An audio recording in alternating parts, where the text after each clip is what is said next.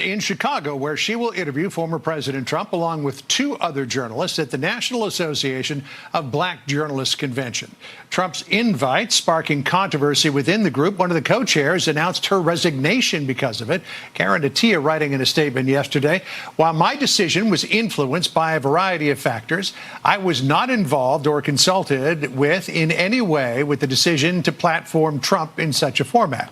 Co-chair Tia Michelle defending the invite, posting to an X account with limited visibility, saying, "I helped make this call, and it's in line with invitations NABJ has sent to every presidential candidate for decades." Adding to that, protests are expected outside of the venue. The coalition to march on the DNC and Black and Palestinian organizations write this in a statement, quote, "We understand that Trump is a rabid racist who hates black people, Palestinians, all people of color, and all poor and working people. And that's why we're partnering with our allies in Chicago to protest his appearance and to say that he's never welcome here." Harris joins us just ahead of her discussion with the president. To hear those folks, it's like the devil himself was invited to this convention. Whatever happened to the time-honored American tradition of an open exchange of ideas? Well, we're going to try to bring it back alive, although I think we're a bit outnumbered here. I mean, you ask a question. I also ask the question, where are the journalists who are not activists at this huge National Association of Black Journalists? By the way, I got my very first job in the business through a job fair and expo hosted by this very same organization and the same conference many years ago. So it's a little hard to believe where we've gravitated to, but there are a lot of people who do want to see Donald Trump here.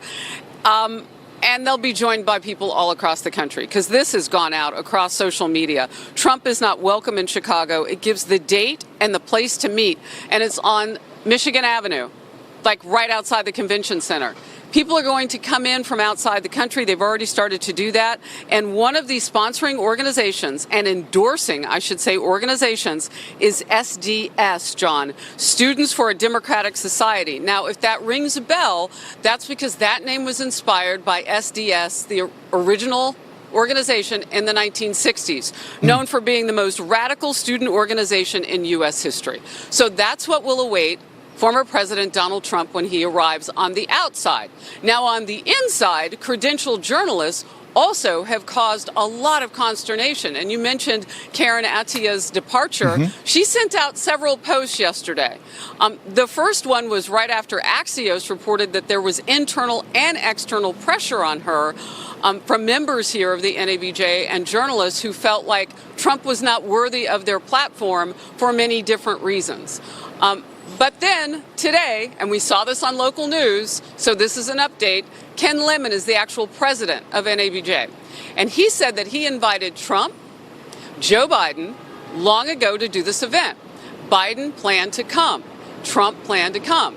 He's not going to cancel Donald Trump, even though there have been some organizations, journalism organizations, and I guess I put journalism in quotes there, that want Trump not to come, or that the NABJ should somehow pay, that there should be retribution for that.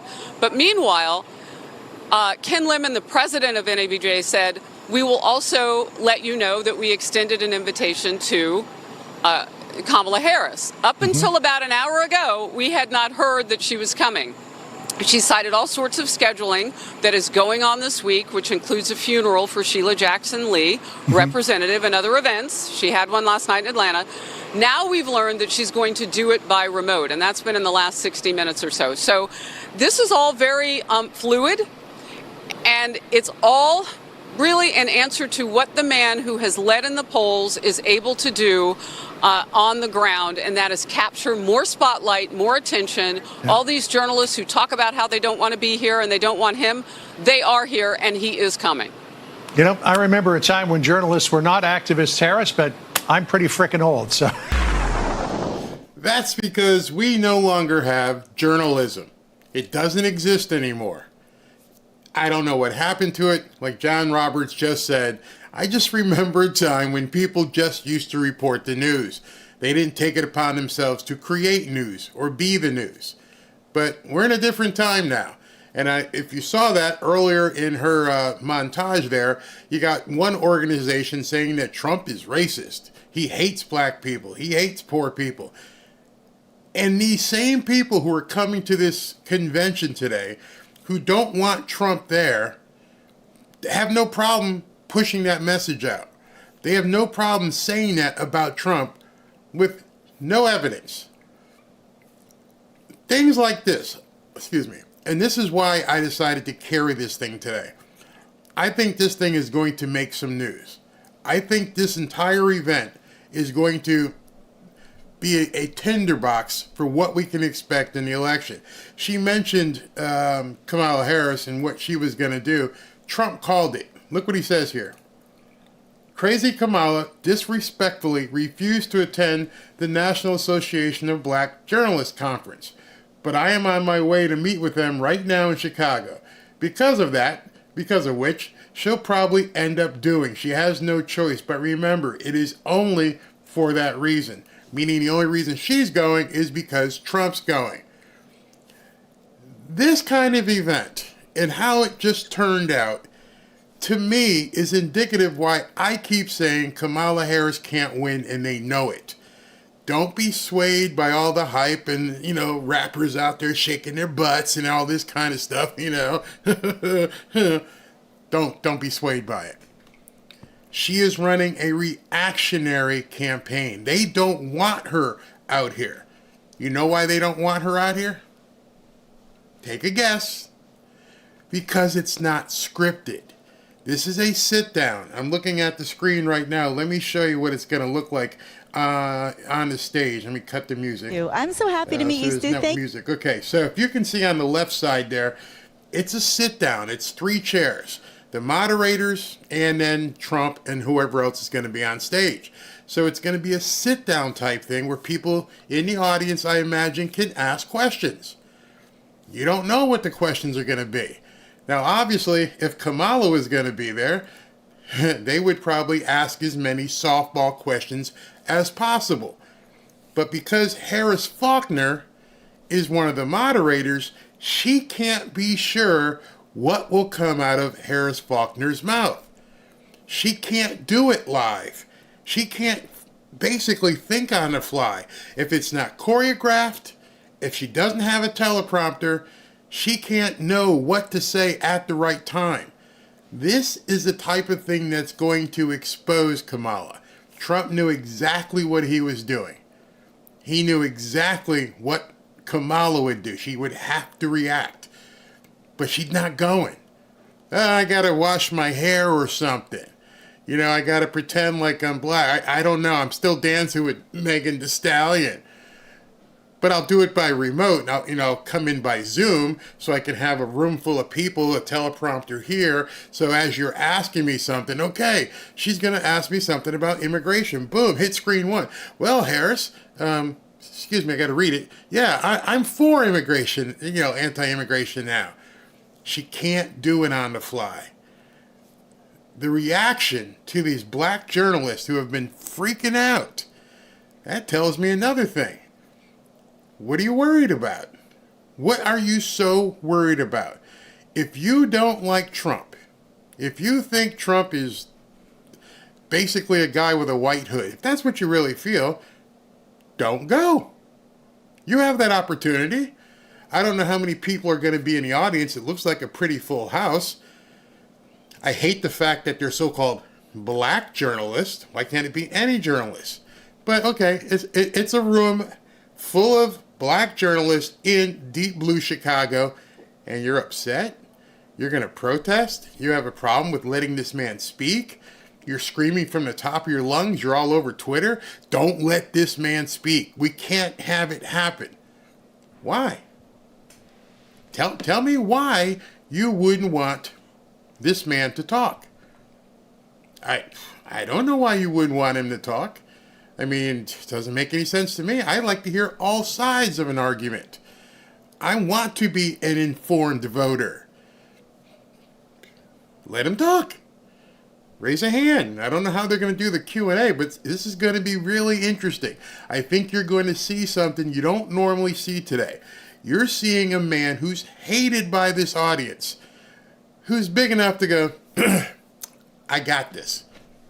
Bring it. What do you got to say? I'm going to show you my mental acuity. You're going to fire questions at me, which I know are going to be hostile. But I'm okay with that. You know why? Because I've been doing this for 8 years. I've been hearing your guys BS the entire time I've been going for president. When I was president, you didn't like it because I schooled you. I don't have a problem telling you what I really think. I'm not like Kamala up at a rally going, yeah, if you want to say something to me, say it to my face. Do you not think Trump will when he gets the chance? Because that's what these women and some of these people at this conference are. They're afraid because he has said it to their face. How do I know that? Well, you know what? I think I can probably show you proof. But before I show you this proof, I want you to know that all black people don't feel this way. I've been trying to tell you guys this for some time. Check this out. Where are the evil white Republican leaders in the hood? Where are they? I have never seen them. So I'm going to wait, because I need to scratch my nose anyway. I want to know where the evil white Republican leaders in the hood. We can start with Atlanta. Let's start there. Let's start there. We can look at Chicago, Memphis, St. Louis. Where are those evil white Republicans that are making life so hard for you? Where are they?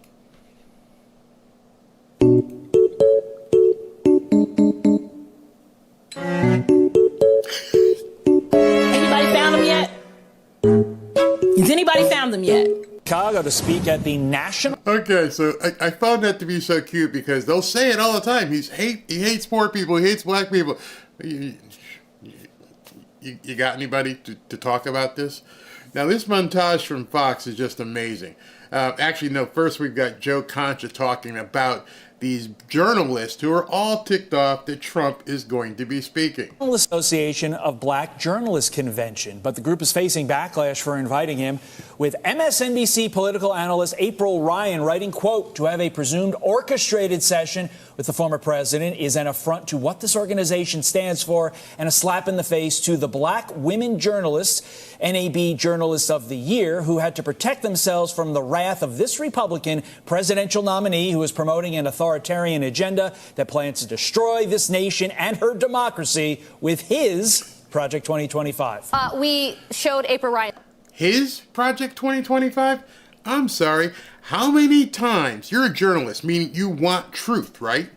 You call yourself an esteemed journalist. You're an award-winning journalist. Journalist, meaning you report the news. Why are you continuing to lie? Your credibility keeps going out the window the more you perpetuate BS on people. His comment, she was far from the only person to voice issues with Donald Trump attending this conference today. And I would say that if you were a journalist and have concerns about Donald Trump and are going, this would be the perfect opportunity to talk to him about them. What do you think?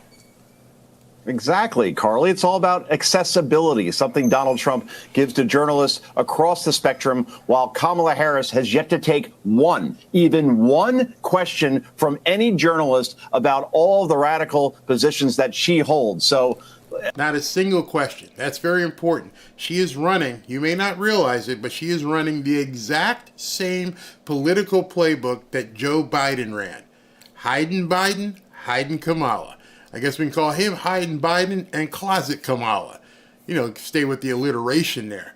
Because she won't come out in public and do a unscripted Q&A. Not going to happen. They have to keep her shielded on stage with a teleprompter, make sure she says the right things, and that's it.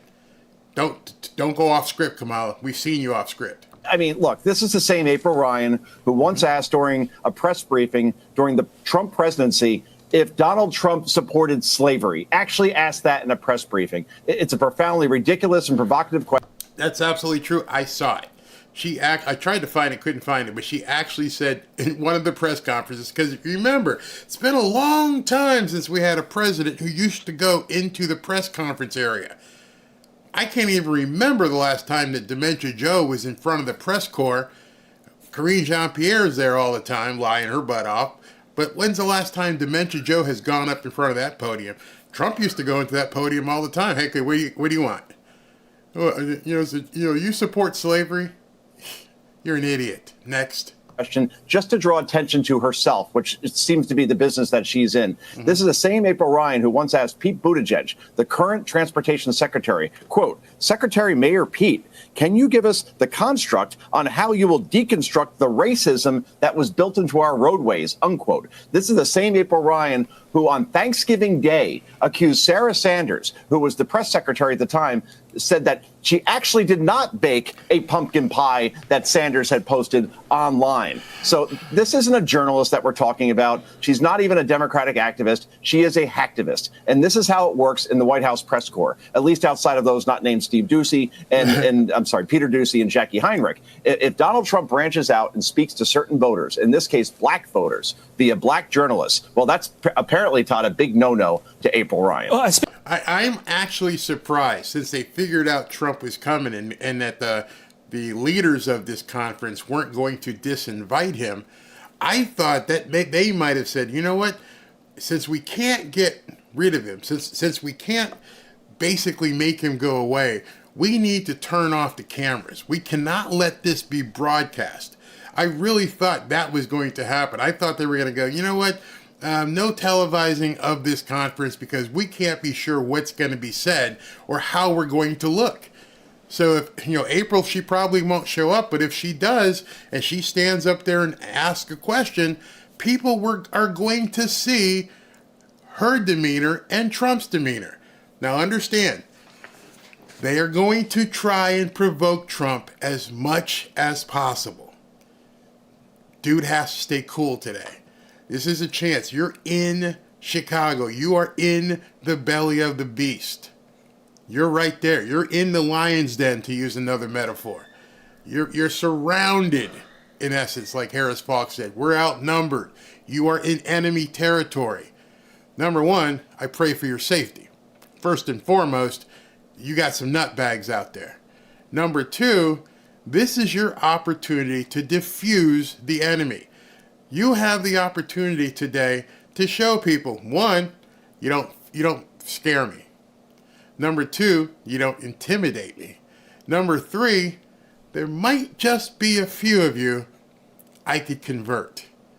Once you get to meet me and hear me and talk to me and realize I'm not the monster that people like April Ryan have painted me to be, I have the opportunity to convert a few of you. Remember, as I've said many times, he doesn't have to win the black vote. He just has to get a decent share. If he can get 20 to 25 to 30% of the black vote, it is over. Don't care what the media says. That's one of the reasons why they're freaking out. They're like, oh my God, he's going to be able to talk to some black people in here. And there might be some reasonably thinking black journalists. I don't know them all. I bet you 90% of the people in the room would love to be the guy with the AR-15 taking a shot at him. But there's going to be a few in there who have gone to school and they're professional and go, this guy's speaking, yeah, I like what he's got to say. Yeah, they have to be.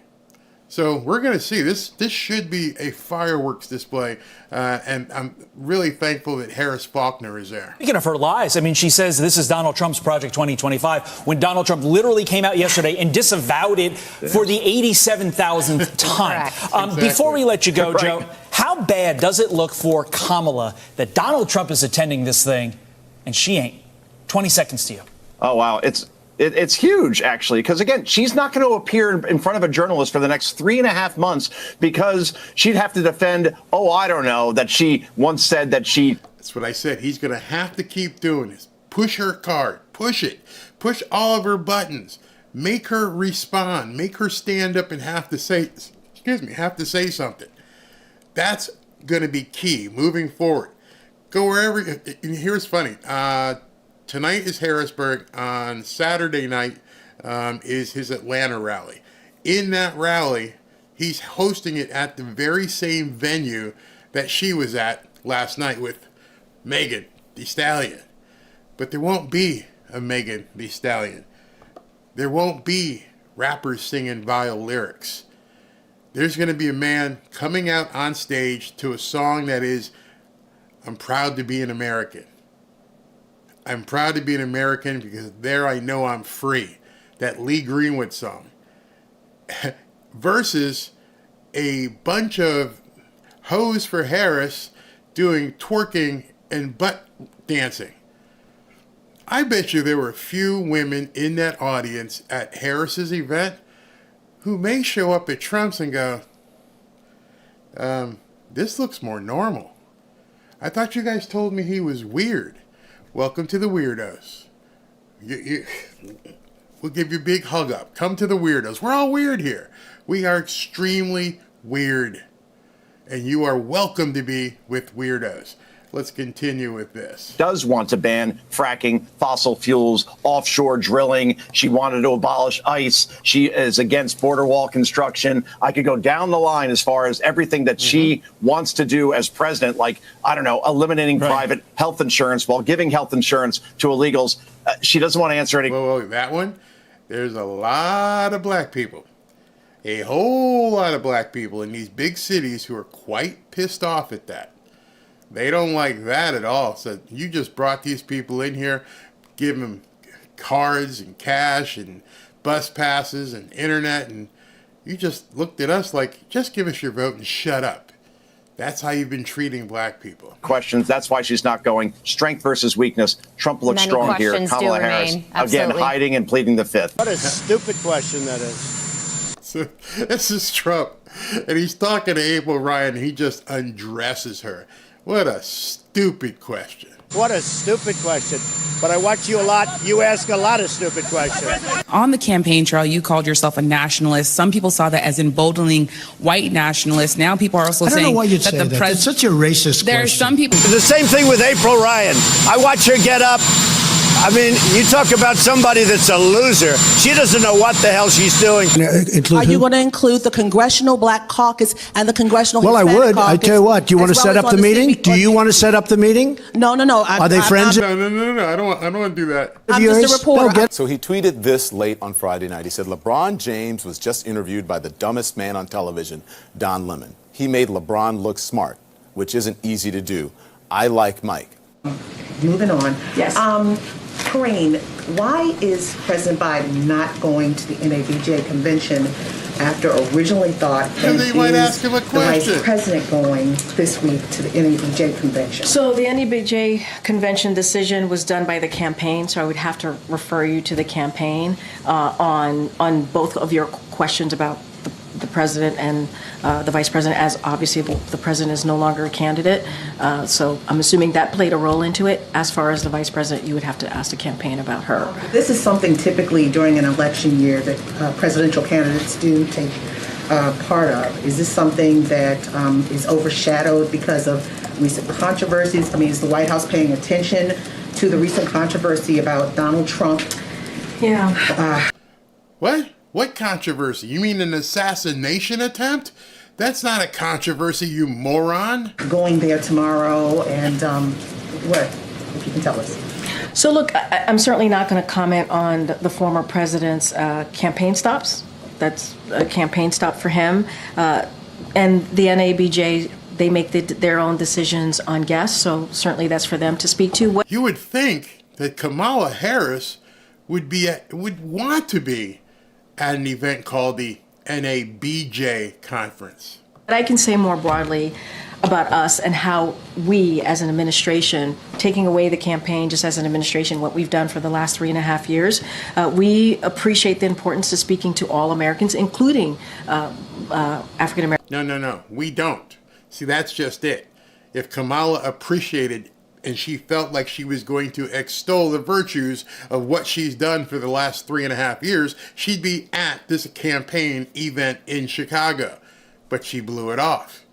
So if you feel so confident about basically letting people know how good you've done, how well you've accomplished things, why aren't you there talking to a room full of reporters? When you see this room, it's kind of big.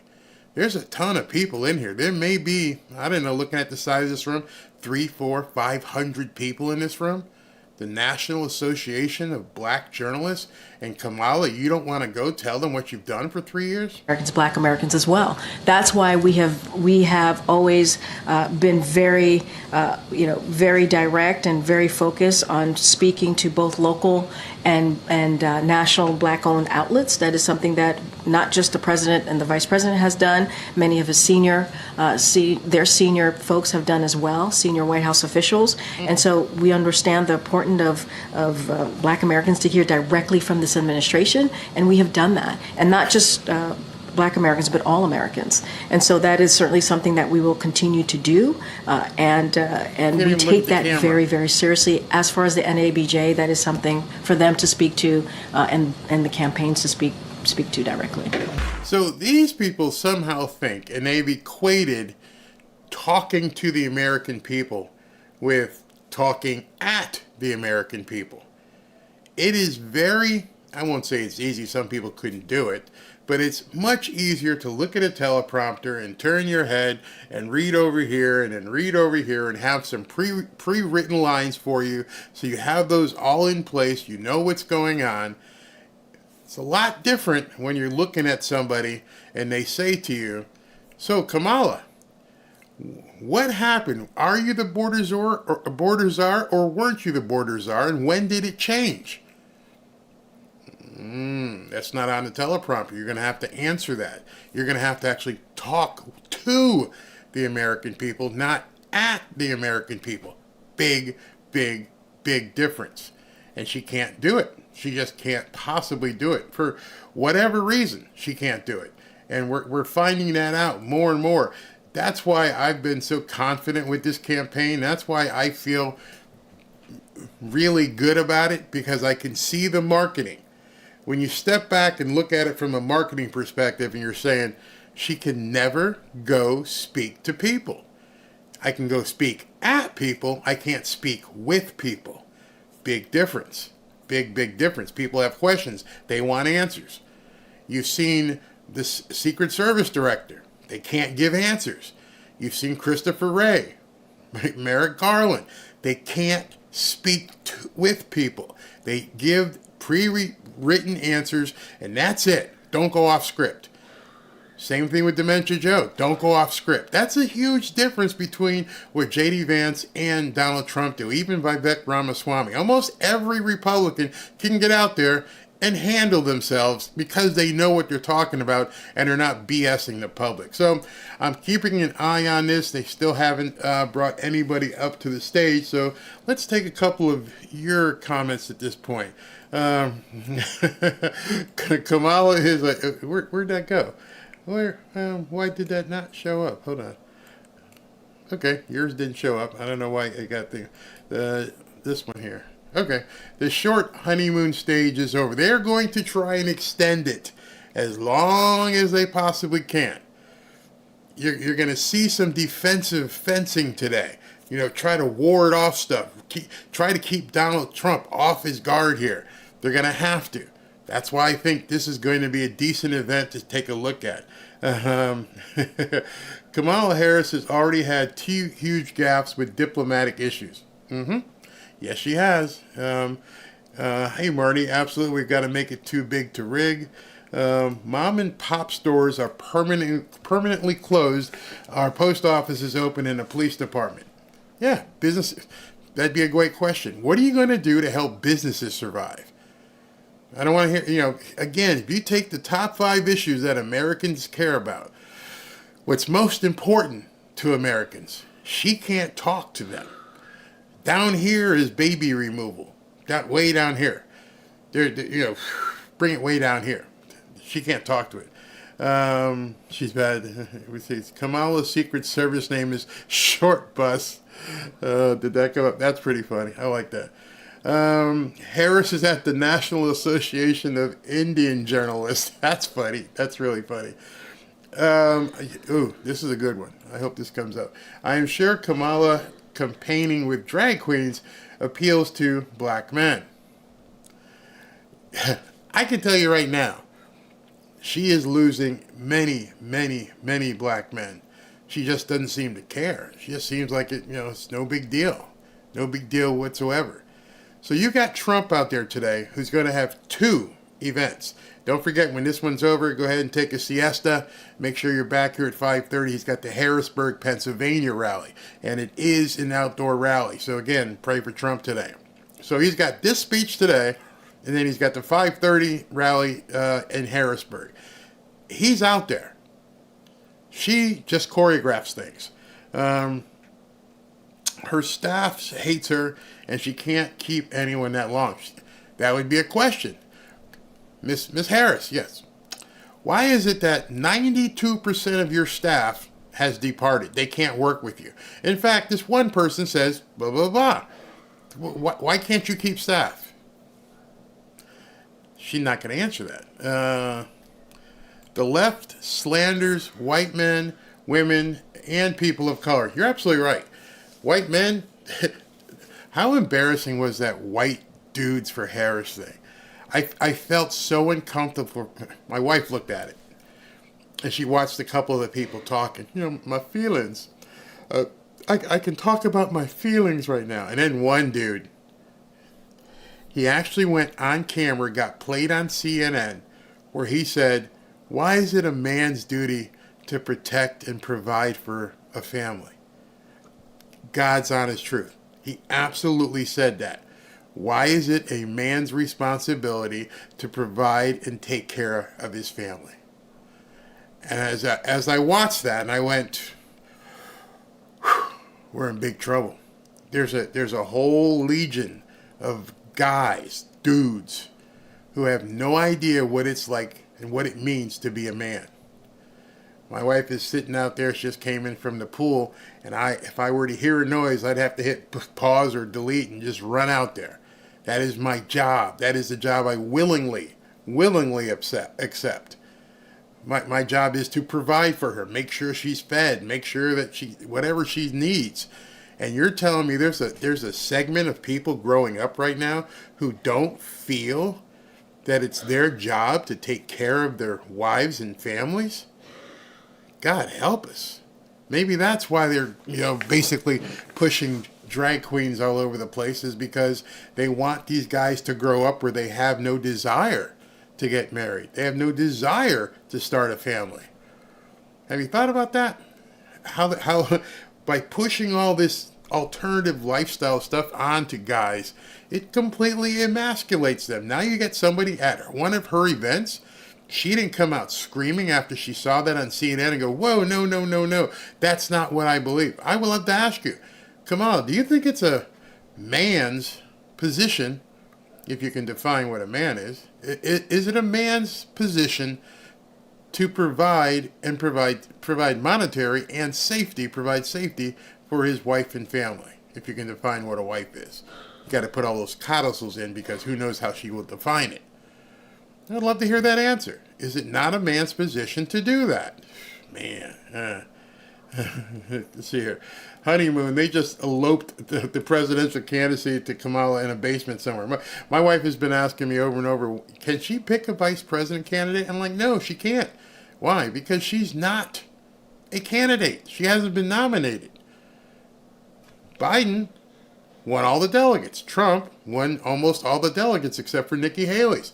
He won the nomination. The convention was merely the announcing of what he had already won.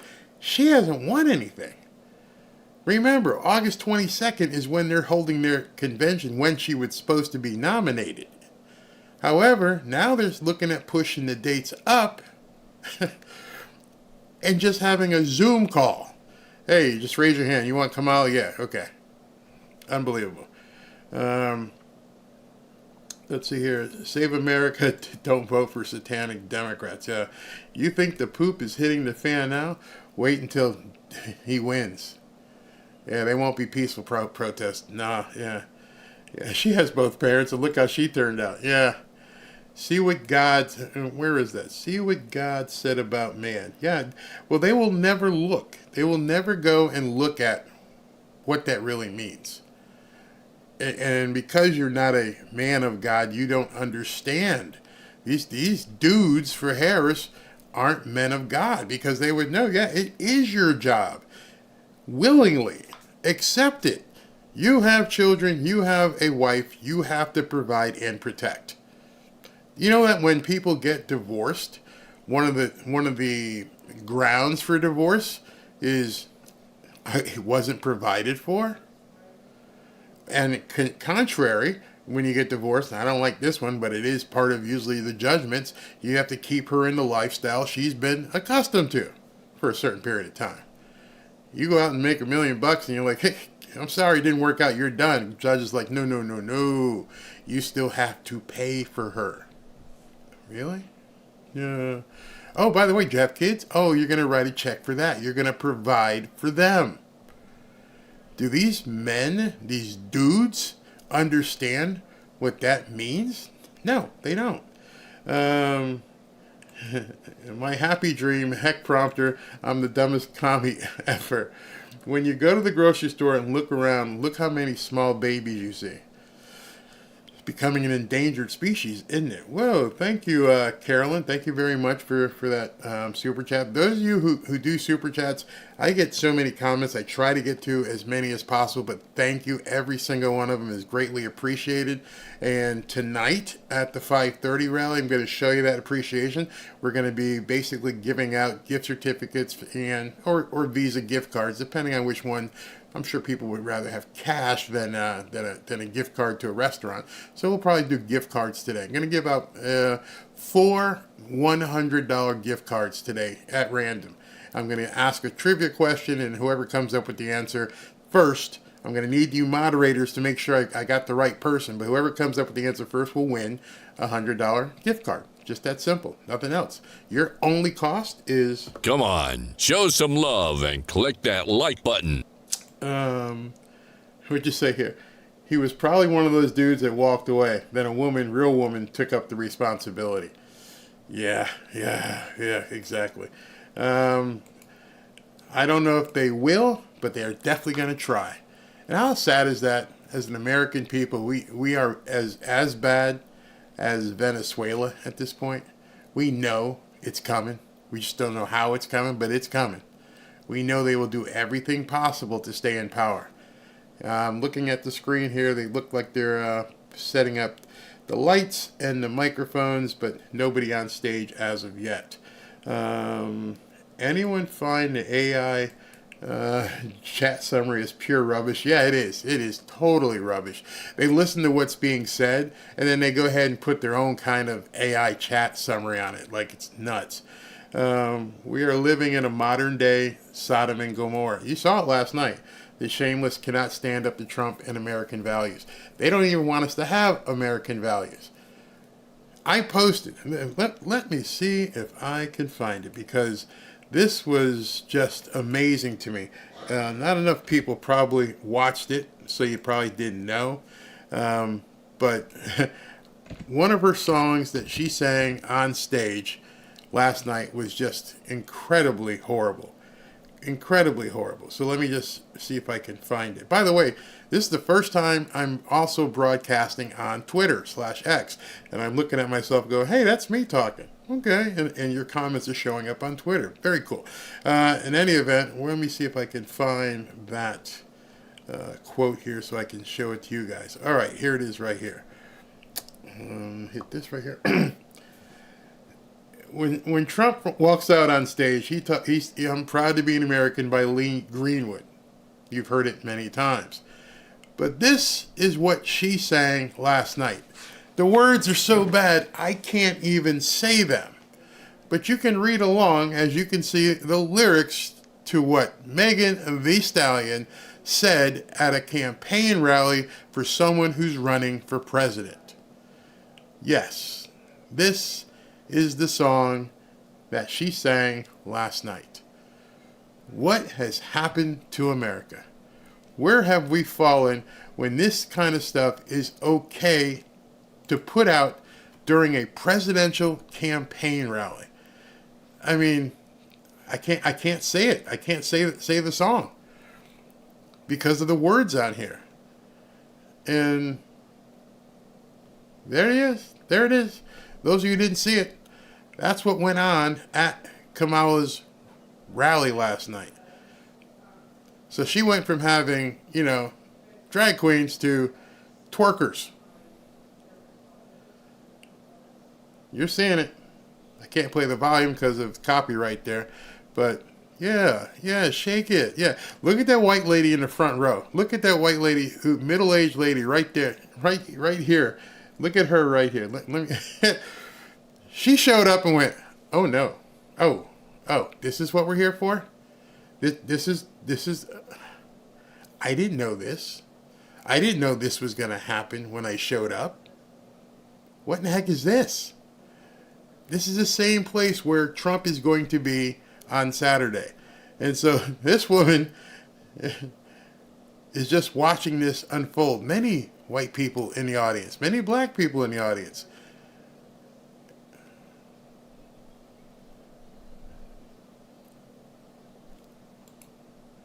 I forgot to turn the volume down. I hope I don't get in trouble. Oh boy. Okay, so anyway.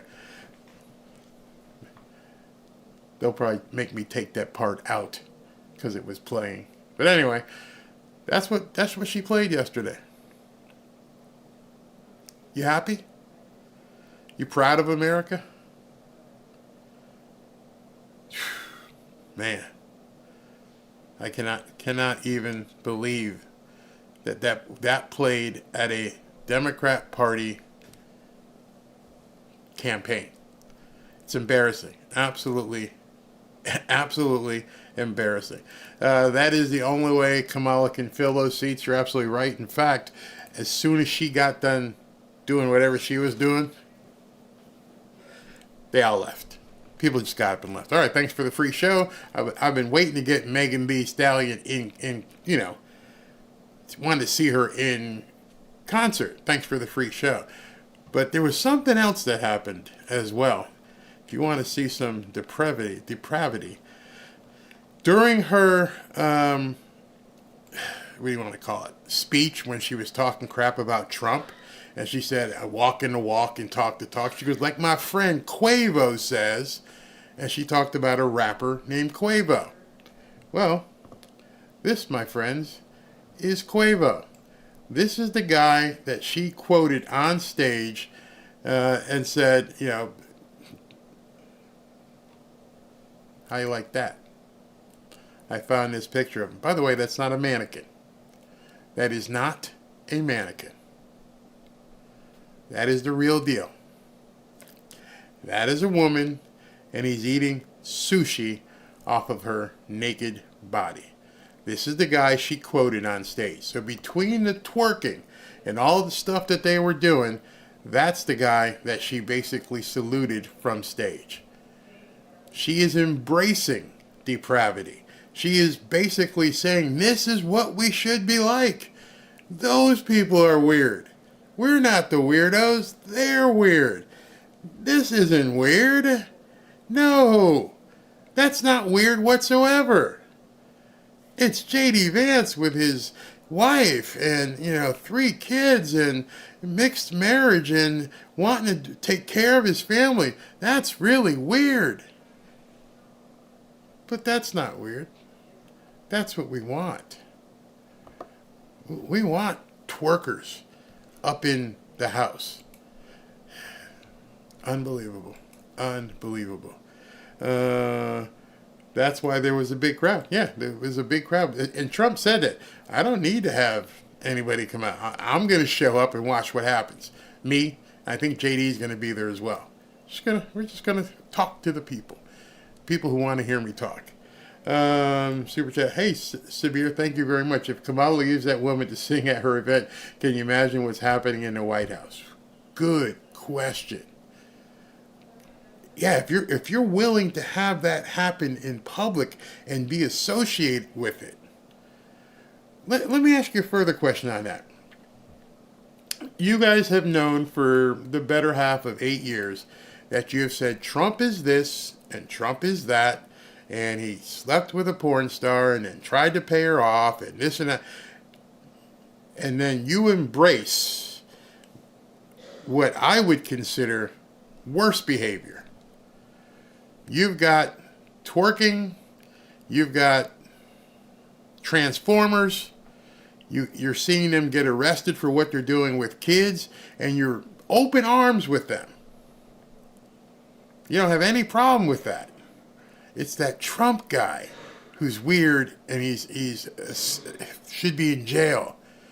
But some of the people you've been parading around the White House grounds have since been arrested for doing stuff with kids. But that's okay. And this media just smiles and goes along with it. Yes, this lifestyle is fantastic. Those straight people are weird. Well, I'm sorry. If taking care of my wife and my family and protecting them and providing for them is weird, I hope I'm one of the most weird guys you'd ever meet. I hope my wife finds me weird as hell. The weirder I can be, the better. That's what I want. I want to embrace that kind of weird. Man. Let's see here. She makes me feel, the sad emoji. We do not have to see her face ever. She is evil. Yeah. Lord help us. That's the only person in control right now, because this country has gone off the rails. Absolutely gone off the rails. This is what brought the Roman Empire down. And it's funny when you say that, because when you think about it, we have a guidebook. We saw what caused this to happen in history with different places. And it would seem to me that as a leader, whether it be presidential or vice presidential or even Speaker of the House, that you would look and go, hey, I know how this ends. We have the historical reference to look back and go, this ain't going to work. This is going to lead to our demise. Maybe you might not want to do that. So instead, what we're going to do is we're going to shield everybody from it. We're not going to show it. We're not going to let you see it. And we're going to pretend like it's not there, just so we can try and beat Donald Trump. Democrats are the party of hypocrisy. Yeah, they are. Whatever Trump did before he became president is between he and his wife. Even the stuff, I don't know what happened with Stormy. I don't know what happened with Karen McDougal. Don't know. Don't really care. That is between he and his wife. So he became president, and then you made up all these other stories about him because that wasn't horrible enough. Then the NBC tape came out when he was speaking like a guy who's a guy. It was amazing to me. Democrats who have shown their depravity, their complete, utter sickness, feigned as if they had never heard some guy say, I want to grab her by the you-know-what. Was that vile? Yeah, guy doesn't want the people to know I said that. Man, did they hear me? Yeah, they heard you, dude. They heard you. I'm sorry. But you got people in dresses and holding fake boobs at the White House, and that's okay. Men in high heels, that's okay. No problem with that. You're encouraging that. You are the vice president, and you're actually hoping that more people entertain and embrace that lifestyle. I hate to break it to you. I bet you just about every NFL player, every NBA player, and most of the guys playing in pros and college at one point have been with their buddies and said something really nasty about a woman. Convict me. Convict me. But you know what? I'm sorry. I gave that to God. It's no longer the guy I am today. But Democrats want to make you wear that big stain on you forever. Oh, you might have said that 30 years ago, but you know what? That makes you, X, Y, and Z. And we've seen it over and over and over. So, Kamala, what did you do 20 years ago? I think Willie Brown's got something to say about that. But the media doesn't want to talk about it. Kamala, question. I know you've talked about Donald Trump and how he slept with, in your mind, a porn star. And he did this and he did that. So can you tell us about your relationship with a guy named Willie Brown, and this guy, and this guy, and this guy. Oh, you're just slut-shaming her. Don't pick on her. You're a misogynist. But you know what's funny when I talk to people who bring up misogyny? And what I always say to them, if you aren't looking to step into the ring, then don't throw any punches. If you want to just basically punch and punch, hey, but you can't hit me. Don't dare hit me, because that would make you look bad. That's hypocrisy. I'm seeing the lights on the stage. As of right now, nothing is going on. Let me just go ahead and cut out to for that. President Trump. And then God I is can watching also this country. Kill that sound so you guys can see it as well when something happens. Yeah, Montel Williams, but the thing with Montel, I don't think he was married. So I think that was just two single people just doing whatever you want to do. You know, two single people. I can't have a problem with that. If that's what they're doing, that's what they're doing. I don't think Montel was married, and I don't think she was married at the time as of when that happened. Hey, Molly Jean, how are you? You can't, somebody says you can't shame her. Huh? You know, somebody brings up here, and this is Mary. Mary brings up Judge Joe Brown. Many people have emailed me, people have texted me, people have hit me up on Twitter and said, are you going to talk about what Judge Joe Brown said about Kamala? And I said, no. I'm not going to talk about it. I'm not going to put that out there. I don't want to bring that to the audience of people who watch my videos, because it's hearsay. I wasn't there. I have no way to verify what he says is true. I don't know her, and I don't know Judge Brown. Don't know either one of them.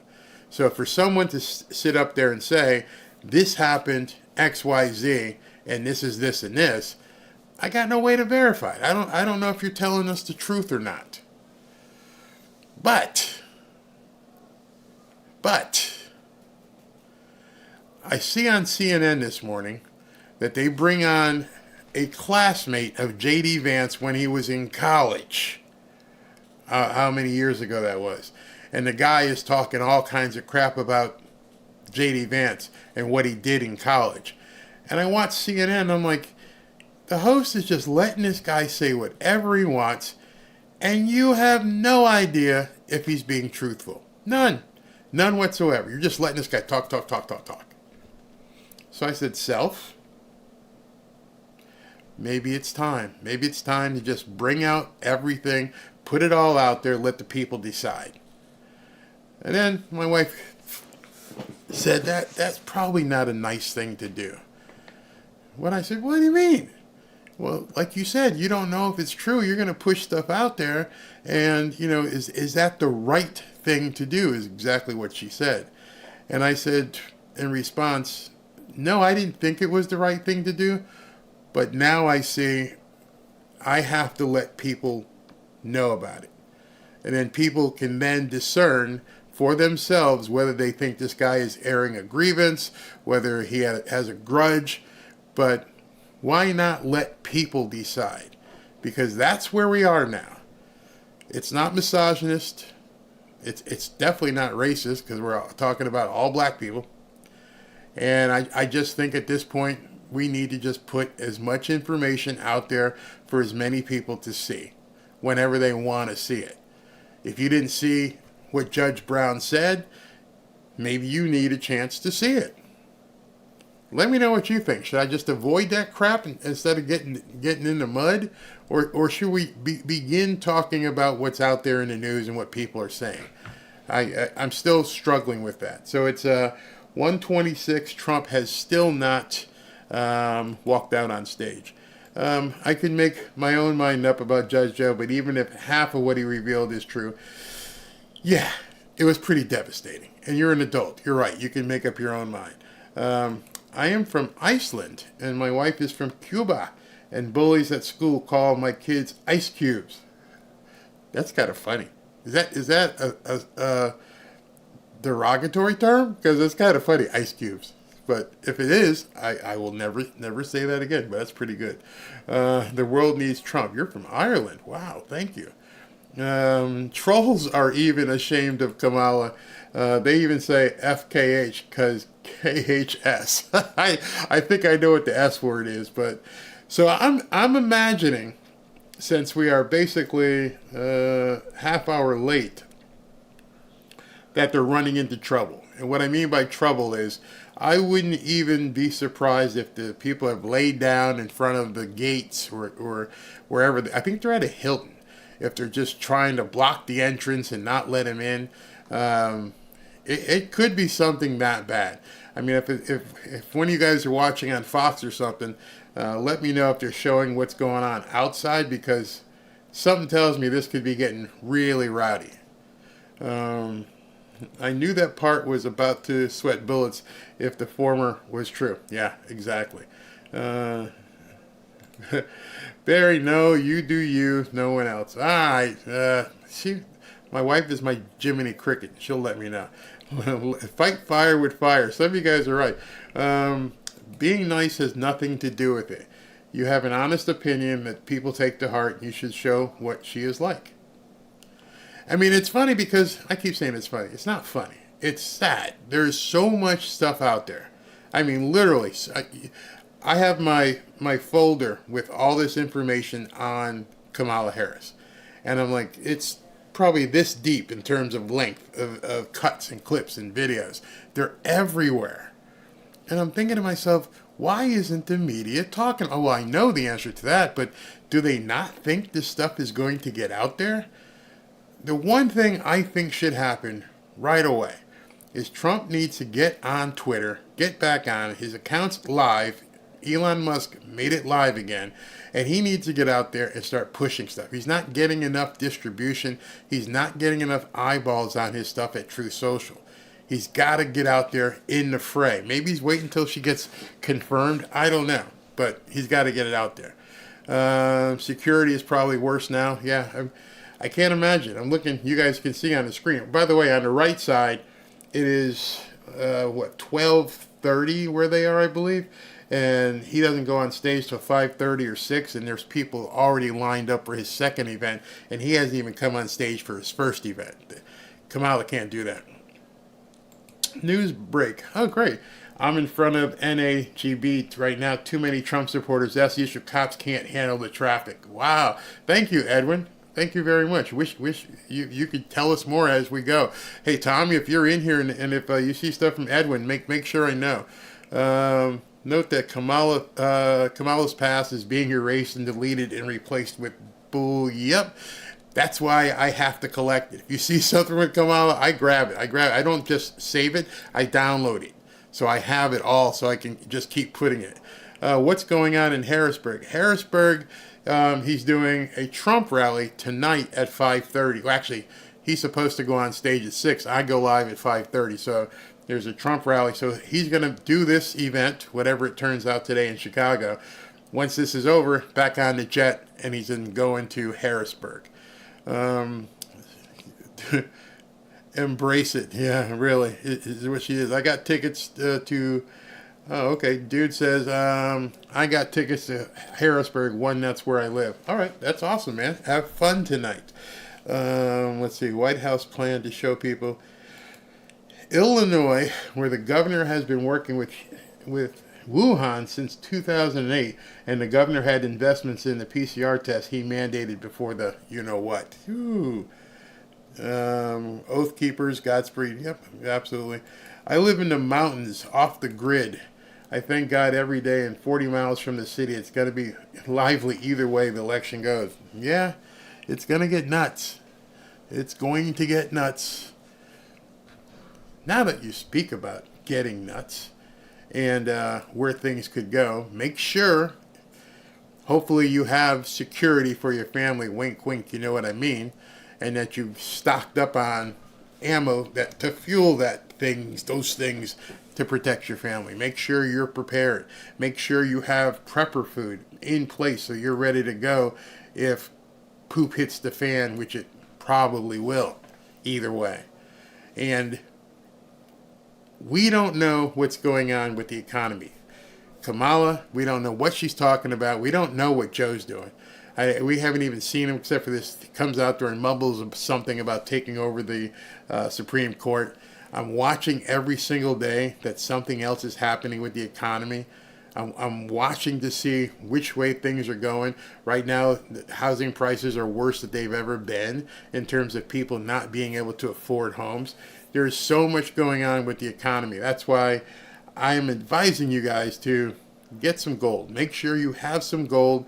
I'm not just saying it as a commercial. I'm saying as an investor, not so much in terms of looking to make money, but so that when stuff hits the fan, you have the ability to have something in place.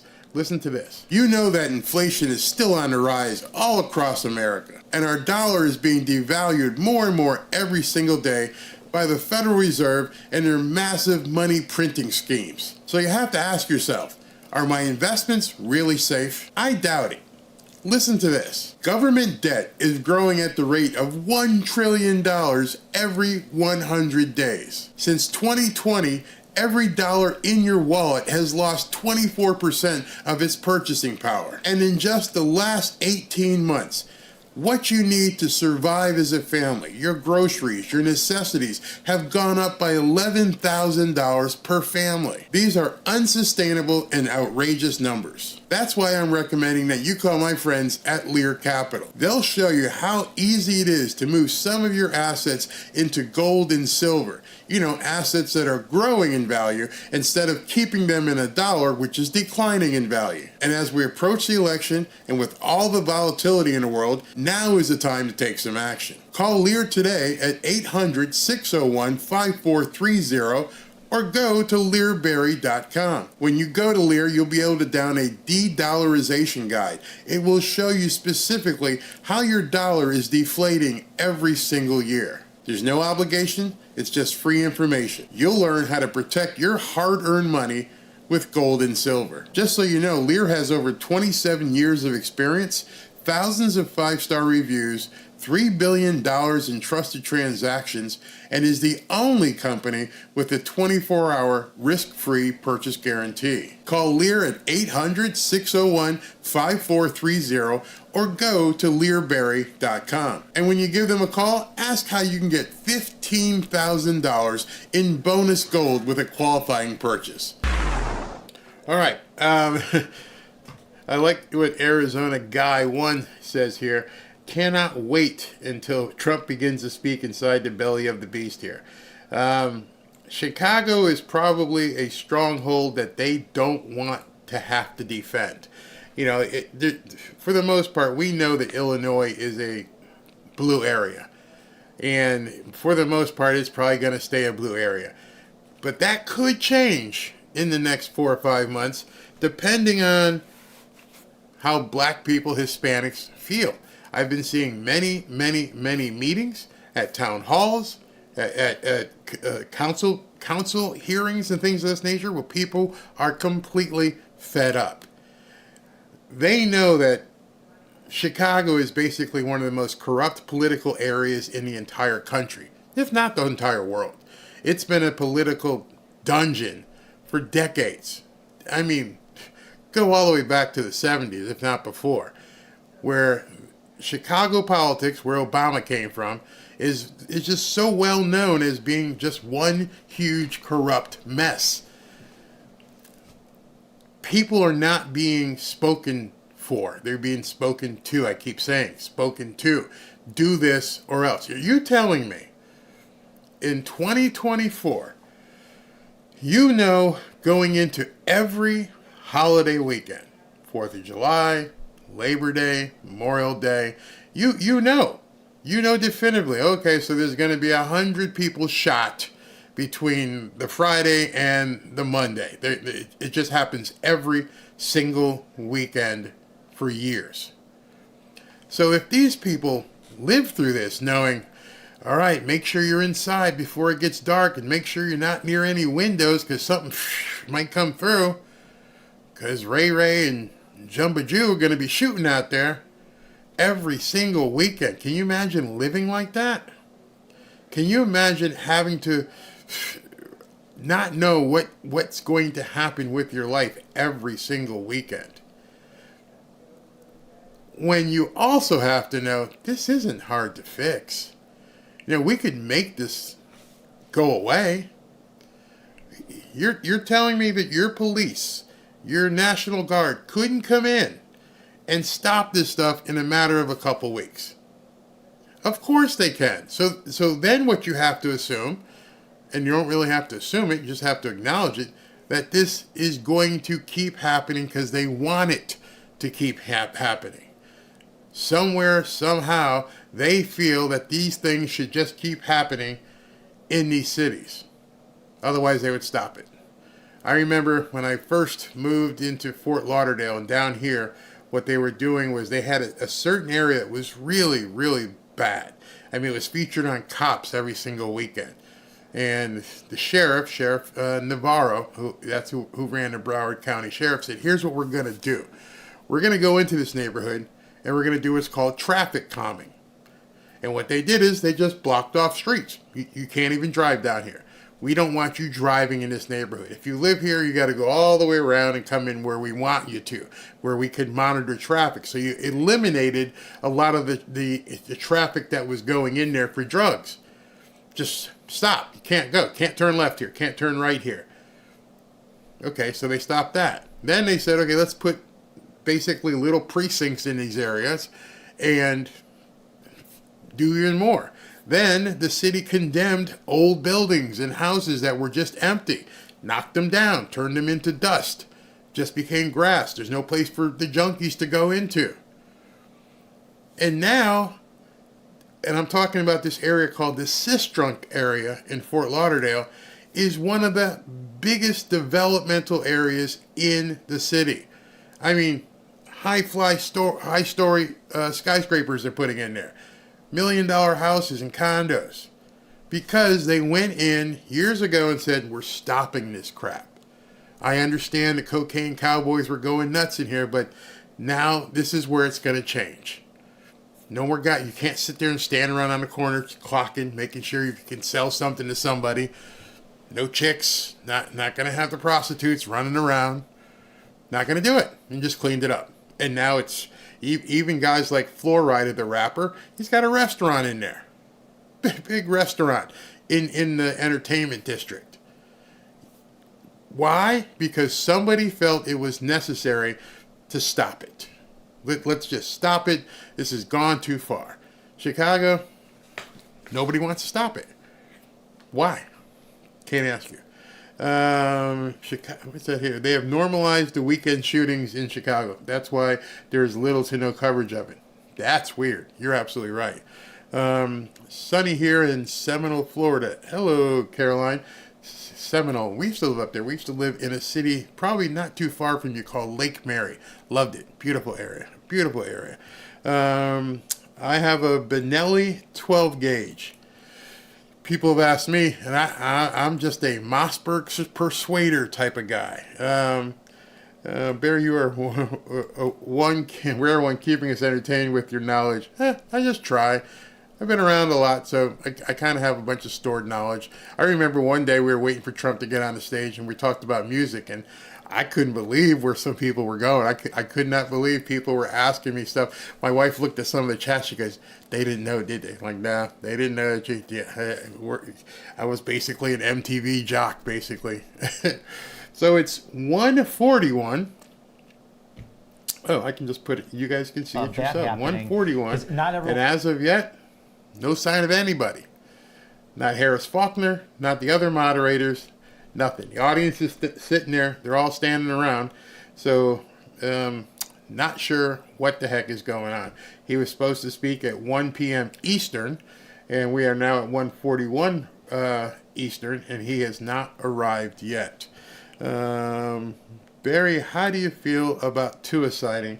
And was Dan Marino to blame for laces in the Ray Finkel miss, or did Ray just shank it on his own accord? That's a football question about the Miami Dolphins down here. How do I feel about Tua signing? Well, I personally have been one who said he should have to prove it. That giving people big money, just like with any business, it should be you have to prove you can win. I don't care about stats. That offense is designed for big stats. It doesn't matter if you have big stats. You know why? Because nobody who has a ring cares about it. Your objective when you go into football camp in the summer is to be playing on that first weekend in February. If you are not playing on that first weekend in February, in my mind, you are a failure. None of it else matters. That's why I got away from the Dolphins, because people are crazy, and they were okay playing for 4th and 5th and 6th place. That's why I decided I was going to talk about Trump, because I'm playing to win. I want to be around winners. I want to talk to people who want to win. I'm not doing these videos and talking about Trump because I'm hoping he might make it close. He might rack up a lot of votes but not really win. And I just can't even understand the mentality of some football fans who are excited about coming in 4th, 5th, or 6th, or 7th place. Doesn't matter to me. It means absolutely nothing. Zero. Don't care how many yards you threw for. Don't care how many touchdowns you made. Did you play? Was your last game, did you win? Because there's only one team who played their last game and won. Everybody else had to live with the misery of losing before February. That's how I felt about it. Kamala would have folks walking out already. Well, it's funny to me. It is funny to me. These people who hate Trump absolutely despise him. As you can see on the screen, they're sitting right in their seats. They ain't going nowhere. I'm going to wait right here. I want to hear this guy. So if April Ryan was indicative of how people felt, and every single person, as you can see in these seats, every single person sitting in those seats knows who's coming up next. Why are they sitting there if they don't want to hear him? That's what the Democrats are afraid of. Because it'd be easy. I don't want to hear this crap. Would you sit and listen to Kamala Harris? No. You'd be like, what time she come on? 1 o'clock? I need to be out of here by 12:45. I don't want to hear nothing she has to say. I've heard enough. These are people, obviously, who are sitting here waiting patiently almost an hour after he's supposed to begin speaking. They're sitting there waiting for this man to talk, which means they have an interest in what he has to say. That has to terrify the Democrats. Absolutely terrify them. So I don't have any explanation what is going on and why they haven't started. Nope. No booty shaking concert tonight. These are people who've got brains about them, whether or not they like or dislike Trump, but they're going to hear from him. Crystal River, Florida. Very nice area. Humans are for Trump, non-humans are for Harris. Exactly. Good question. Why does Kamala not use her husband's last name? I'm a traditionalist. Obviously, you're a traditionalist, Mark. Maybe that's just part of what they do now. You don't use this. I got my own name. I don't need his. At least Michelle Obama had the last name. Hillary Clinton, I don't know why Kamala doesn't. My 12 gauges from Home Depot. It works. If it works, that's fine. What numbers has Kamala been getting at her rallies? Well, if you're talking about a rally without having Megan Thee Stallion there, she's not been getting near Trump. I mean, she gets a couple thousand at most. Last night she did big numbers because they had a free concert, which I never understood why you would do a free concert if you're basically supposed to be the draw. If Megan Thee Stallion was out there shaking her rump, the people were there looking at her. It means you're a sideshow. You're not the headliner. You might as well have done your speech first to make them wait for Megan Thee Stallion. That's what I would have done if I were her. I'd have been come out, hey, okay, thanks for staying. Now, Megan Thee Stallion, and walk off. Excuse me. Wait until they do the Taylor Swift one. Wait until they do the Taylor Swift concert. It'll be at a stadium somewhere because they're going to make a huge spectacle of it. There'll be 60, 70,000 people there. And people will say, oh, look, Kamala drew 70,000 people. Do you see this woman behind her?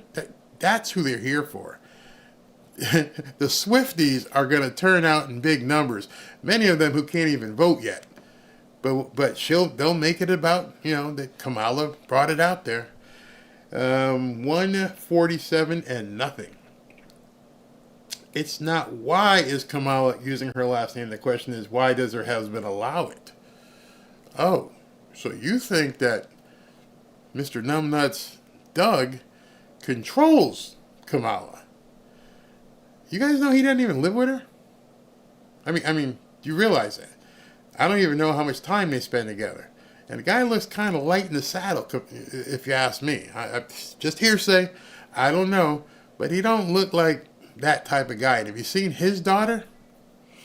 Yeah. Some questions there. Some questions. I don't know. I'm not going to go with disinformation. But just don't look right to me. Emhoff is of German descent. Yeah, a Jewish guy who's German. Okay. Making the twerking stallion for president. Trump does 50 numbers all by himself. There was somebody yesterday who posted something that said Trump shouldn't try to compete in the celebrity game because they're going to have people like Jay-Z and Beyonce and Taylor Swift, and he's going to have people like Kid Rock and Lee Greenwood and Ted Nugent, and, it just looks stupid.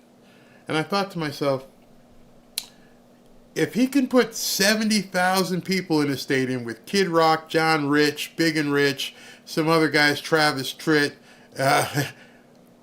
why is that bad? You may look down upon them and go, those guys are has-beens. Kid Rock? Well, Kid Rock and John Rich have been doing some shows. Jason Aldean will put 50,000 people in a stadium all by himself. So I wouldn't necessarily just want to basically submit to Kamala and say she's got all the star power, because I'm telling you right now, Jason Aldean, Kid Rock, Ted Nugent, Big and Rich with John Rich, some of these people got together and put together a huge show with Donald Trump. You can bet your butt there's going to be 70,000 people there. It'll probably be in Alabama, Georgia, since it's a swing state. He needs to do that there. Needs to do it at probably one of the racetracks. Just do it. Just blow it out. But I wouldn't just cede the celebrity angle to her. He can have the what do you call it? The actresses and actors. Nobody cares about George Clooney. George Clooney ain't going to draw a crowd. George Clooney couldn't draw a crowd in a restaurant. People go see his movies. They don't listen to him. They listen to people who play music. I'm telling you right now, if Skinner got back together and did a tribute show with Trump, there's going to be 50 or 60,000 people there. I know it, especially if they do it in the South. No doubt. Yes, he could compete with some of these current artists in a big way. Just because you don't see them on TV or see them on the radio right now, because radio has pretty much pushed them to the side, doesn't mean they aren't still relevant. Especially to some of us old heads who like music from back then, who would love to see Skinner and Jason Aldean on the stage with Donald Trump. I'd pay to go see that. It wouldn't even have to be a campaign event. If Jason Aldean, Kid Rock, Big and Rich, and Skinner decided they were going to do a show with 20 other acts or whatever, give me $100, boom, get my ticket. I'd pay for that. Now you're saying it's going to be free? In the South? It tells you what these people don't know. Are you flipping kidding me? Those of you know, you know.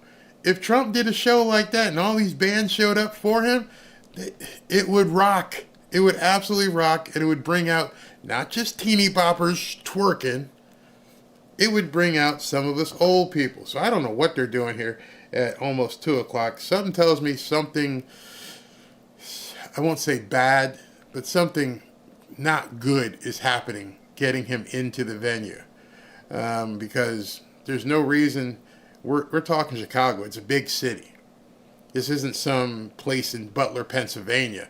This is a big city, lots of roads, lots of cops, probably lots of Secret Service. They could have gotten it. He could have flown in on a helicopter and landed on top of the hotel if they had one. So I don't know what's going on. You know what Crystal say? Crystal says, rock the South. You got it. That would be humongous. Absolutely humongous. Oh, wow. Yeah, man, you're right. You're absolutely right. I forget, but I don't know if he's still around. Is Hank Jr. still around?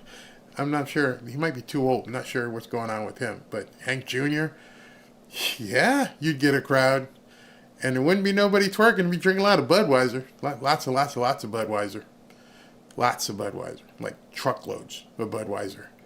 But I just don't feel like we should just say they own the celebrities. They own the celebrities that they cater to. But I'm sure people would show up to see something like that. Yeah, and they'd stay to hear Trump speak instead of leaving after the music. Well, you know what's funny about stop saying it's funny. You know what I would do if I was promoting a show like that?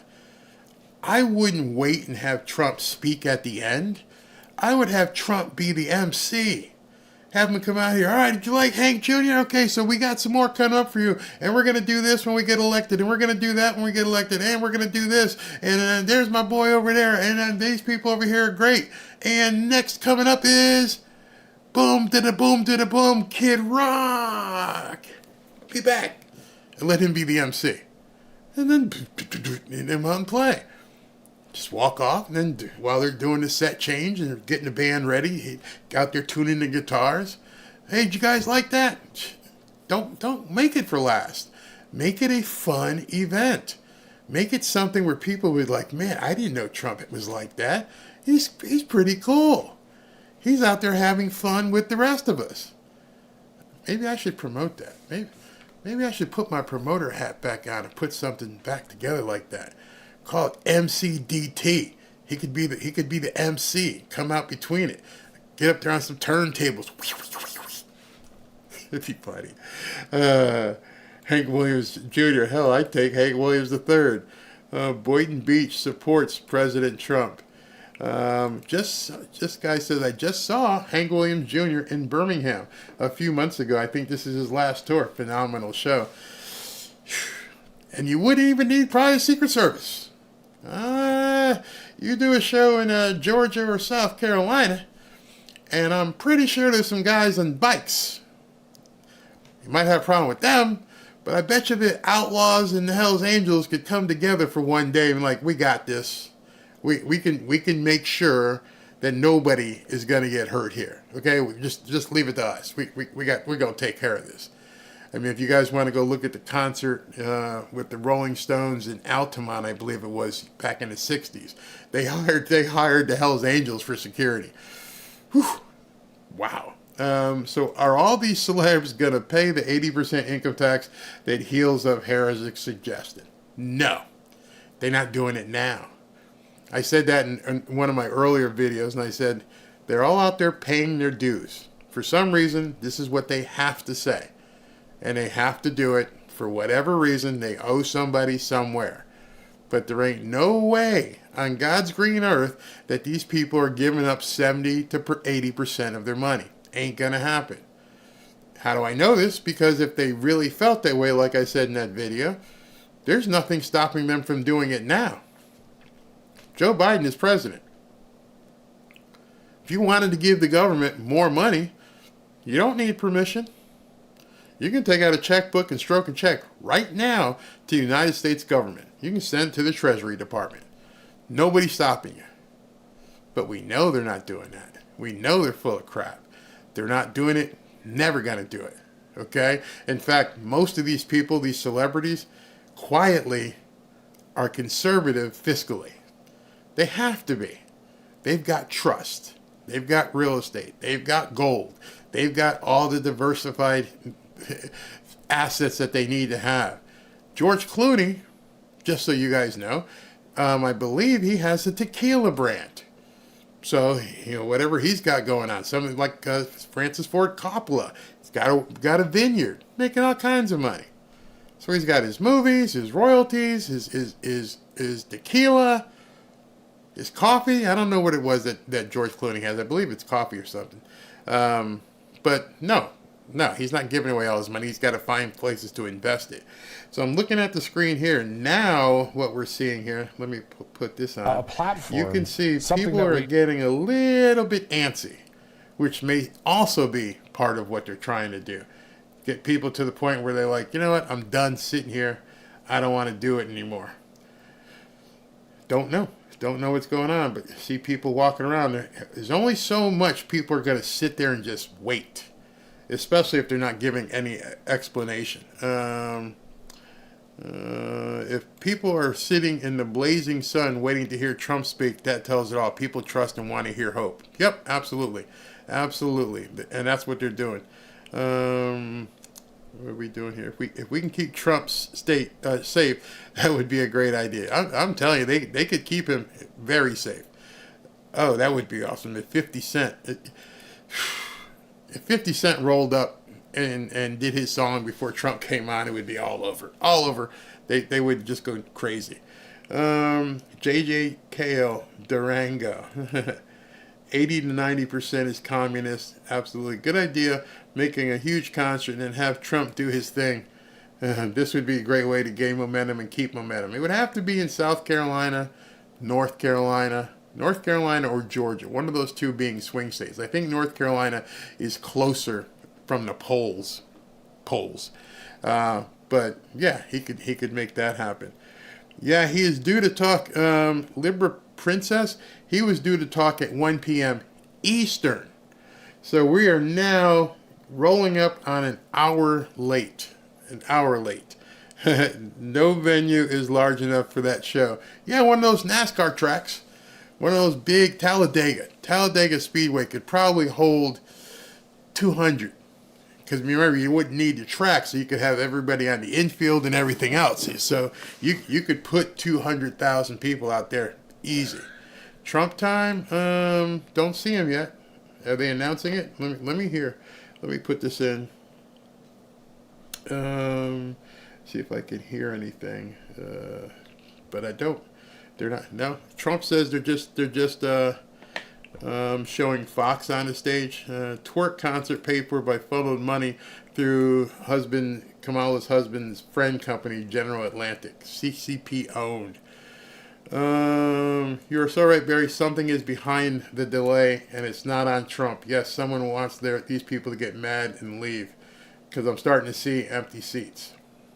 But it's still going to be televised. Santana. I don't know if Santana would want to be associated with Trump, but if he did, that would be huge. Yep. Daytona, though, that's in Florida. He's already owns Florida. He needs to have it someplace where it's in a swing state so people can see it and go, "Ooh, this is crazy." Everyone, I'm sorry. Where did that go? There it is. Everyone knows being on time is racist. Yeah, that's another thing that they said is racist. Atlanta Motor Speedway is huge. Yeah, you could put easy 200,000 in some of these race stadiums. Remember, you're talking about an oval that's in excess of a mile long. And their grandstands, they already put 100,000 plus for the races, and that doesn't include the infield. So imagine you've got a million people could probably, I wouldn't say a million, maybe 500,000 people could get into one of these events. Trump danced on Soul Train. Do not remember that. So let me know. You guys hearing anything for the delay? Because I can't see anything. Sorry, Barry, I meant Trump time. It's still racist. No, they didn't leave. Had to go and pee or get something to eat or a drink and have to keep hydrated. Well, the way this is going, we're already an hour and a half into my broadcast. An hour it passed when he was supposed to be on stage. I see one where the video was behind Trump, and you can see the dude's head and him sliding. I'm not sure what that is. Michigan International Speedway, another big one. Yeah.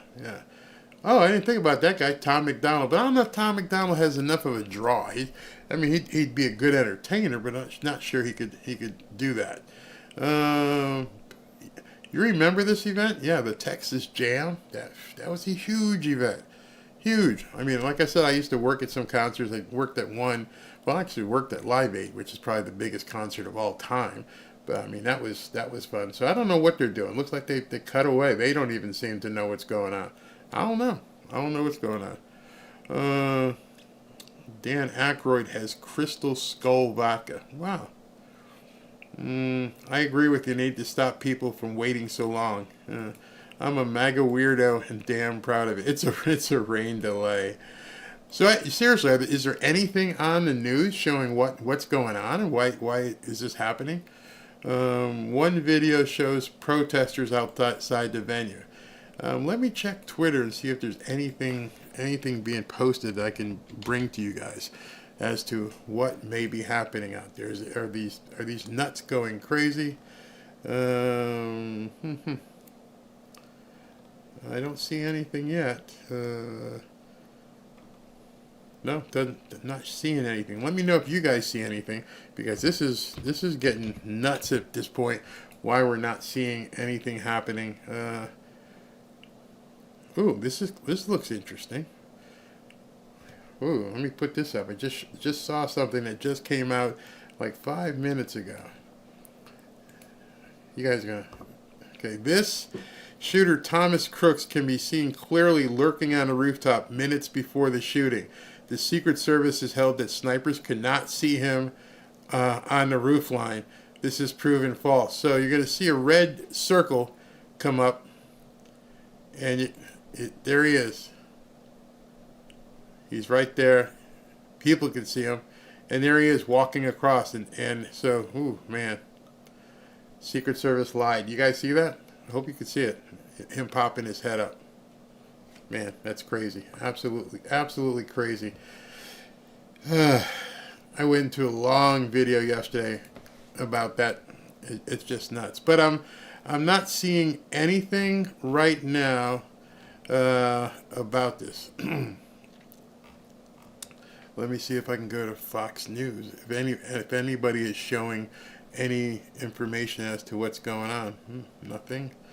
How about Fox News?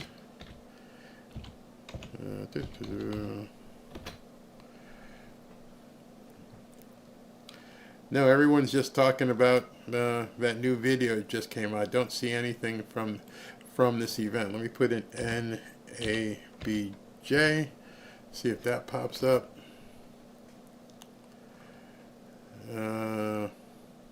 Nope, don't see anything. Don't know why we're seeing such a problem. But they are showing people piling in, but I don't know what's going on. Oh, wait a second here. I got something. Okay, we do have some information for you. All right, you're being deceitful. Trump's waiting. I guess somebody said it's 1:43 and Trump has yet to show up at the NABJ stage. Katie Fang is an MSNBC lying news host. And this guy, Nick Sorter, says you're being deceitful. Trump's waiting backstage for NABJ to fix their audio issues. And there he is. So he's there. And he's just waiting. He's got some notes he's taking a look at. But they gave him the questions ahead of time. I'm sure Katie Fang blocked you. All right, so now we do have some information. Trump is there, and they're having issues, whatever. That's what they're saying at this point, is that they're having some sort of issues. So in this one, is Trump ever started on time? This one's not his fault. They're having issues. Barry, I'm in the western suburbs of Chicago. I haven't heard anything, but don't watch MSNBC. No, we just found out that they're having some sort of audio issues, whether or not it's on purpose or not, but that's what it's going on. I heard everyone went to Kamala rally for the free show of twerks and singers. Another Fang. This is what I was talking about yesterday, guys. Was it my hop or lie hop? Remember what I said about that, okay? Make it happen on purpose or let it happen on purpose. Let's see here. Journey or Aerosmith? I know Aerosmith probably wouldn't do something like that. Journey, I'm not sure about their politics. Not really sure about them. Delaying. Hope we will all leave. No, it looks like I'm looking at people. Let me put that back up on the screen Olympics so in you guys can see 1996. it. You would hope whoever's putting this event together has gone out there and told the people, hey, we're having audio issues. But this is the Hilton. And you would think that the Hilton has an AV department and had tested all this stuff in advance unless somebody cut one of the wires. But you've got television people there. They couldn't just get over there and help them put it together. Or at this point, let Trump just talk. He can probably just go out there and talk on the stage. Maria Grout says, in my opinion, my hop. Is it here? Yes, I just showed a picture. He is at the convention center backstage. Someone pulled the plug at the wall of the sound system. Yeah. If I were Trump, I would just get a bullhorn and start the event. Even if he has to leave, nobody can say he wasn't there. So, ooh, that might be something. That might be something. What if they know he's got to be in Harrisburg at 5:30? So now tonight we have to wonder, are we going to be backed up? Because I don't know how long once they have this thing. Let's say once he gets on stage, it's an hour and a half for them to basically ask him questions, and then he's got to leave, take his security detail, head to the airport in Chicago, fly to Harrisburg, which is probably not a big flight, but you're still going to have some delays going back and forth. And he's got to land in Harrisburg and hopefully have Secret Service tell him when he can pull in or whatever. So this is nuts. Did someone shoot the microphone? I don't know. He will leave early to make the next event. He's going to have to. Led Zeppelin. Led Zeppelin's not around anymore. Texas Jam, many fond memories in 1983. I'm wondering this too. I wonder if this is it. They're stalling. I'm not sure. This is very weird. You would make somebody sit around for this period of time. Wait a minute. I'm seeing people stand up. Do we got something going on here? Let me turn on the sound so we all can hear what may be going on. Let's see. Seeing people stand up. To these polling numbers goes that direction with certain states. It leaves these guys are Nevada, talking about Arizona, polls. Wisconsin, Michigan, and Pennsylvania as toss-ups. I don't care about you might think 6 electoral votes. No, they're not talking about anything. They're talking about polls. I smell sabotage. It doesn't make sense here at this point. What's going on? Molly Hatchet and Marshall Tucker, two of my favorite guys to work with. Bands to work with ever. The guys from Molly Hatchet and the guys from Marshall Tucker. Great guys. Great. The Dems do that all the time. Hillary too. He's waiting on Carmella to make a VP pick. Were they told to leave? Nothing. Let's see. You're seeing what I'm seeing. Just people milling around. Nothing going on. I just wonder if this is a dud. Was this the way to get rid of him?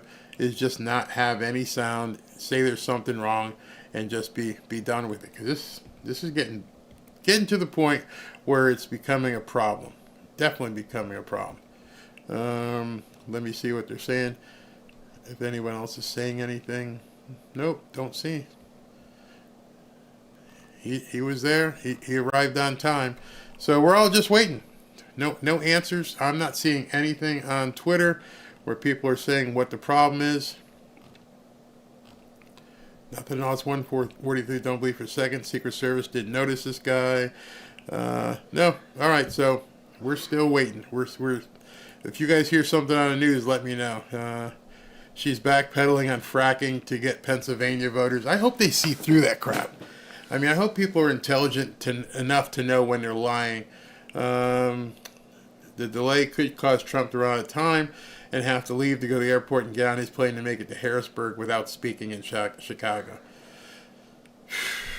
Yeah, something fishy is definitely going on. But like I said, they're talking in a ballroom. I mean, you can see it right there. All this time, you could have ran across town to like Best Buy and bought a microphone or an amplifier set. None of this makes sense. You're not in an arena. You're not in a field. You're in a hotel in downtown Chicago. You're telling me the AV department can't run out and fix that?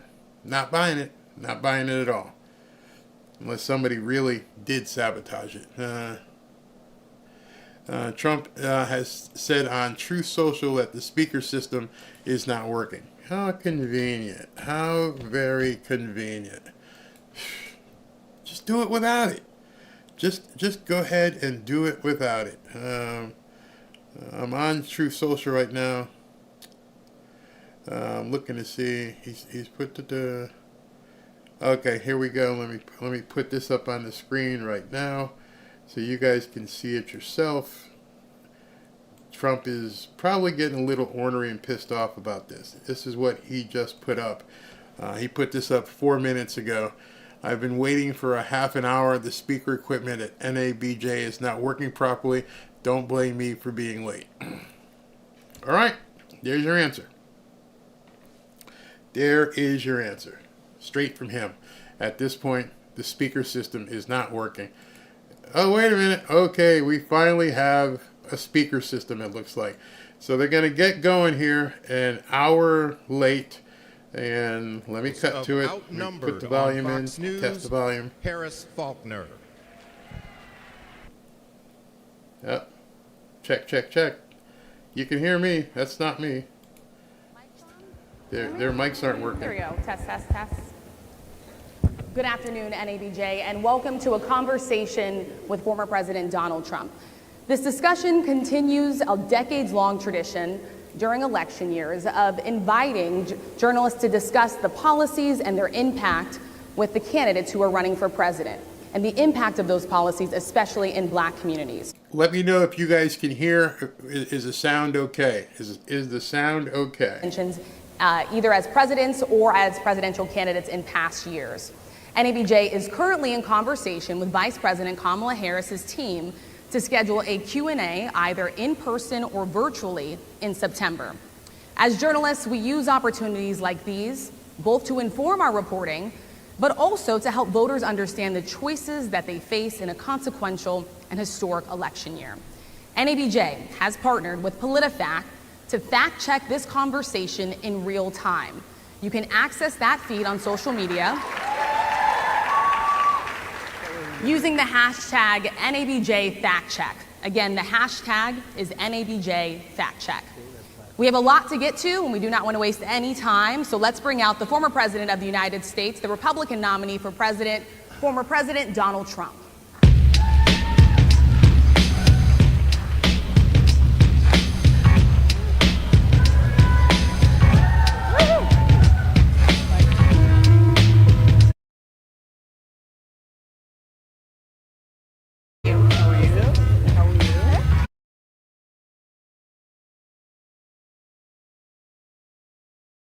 Us an hour of your time.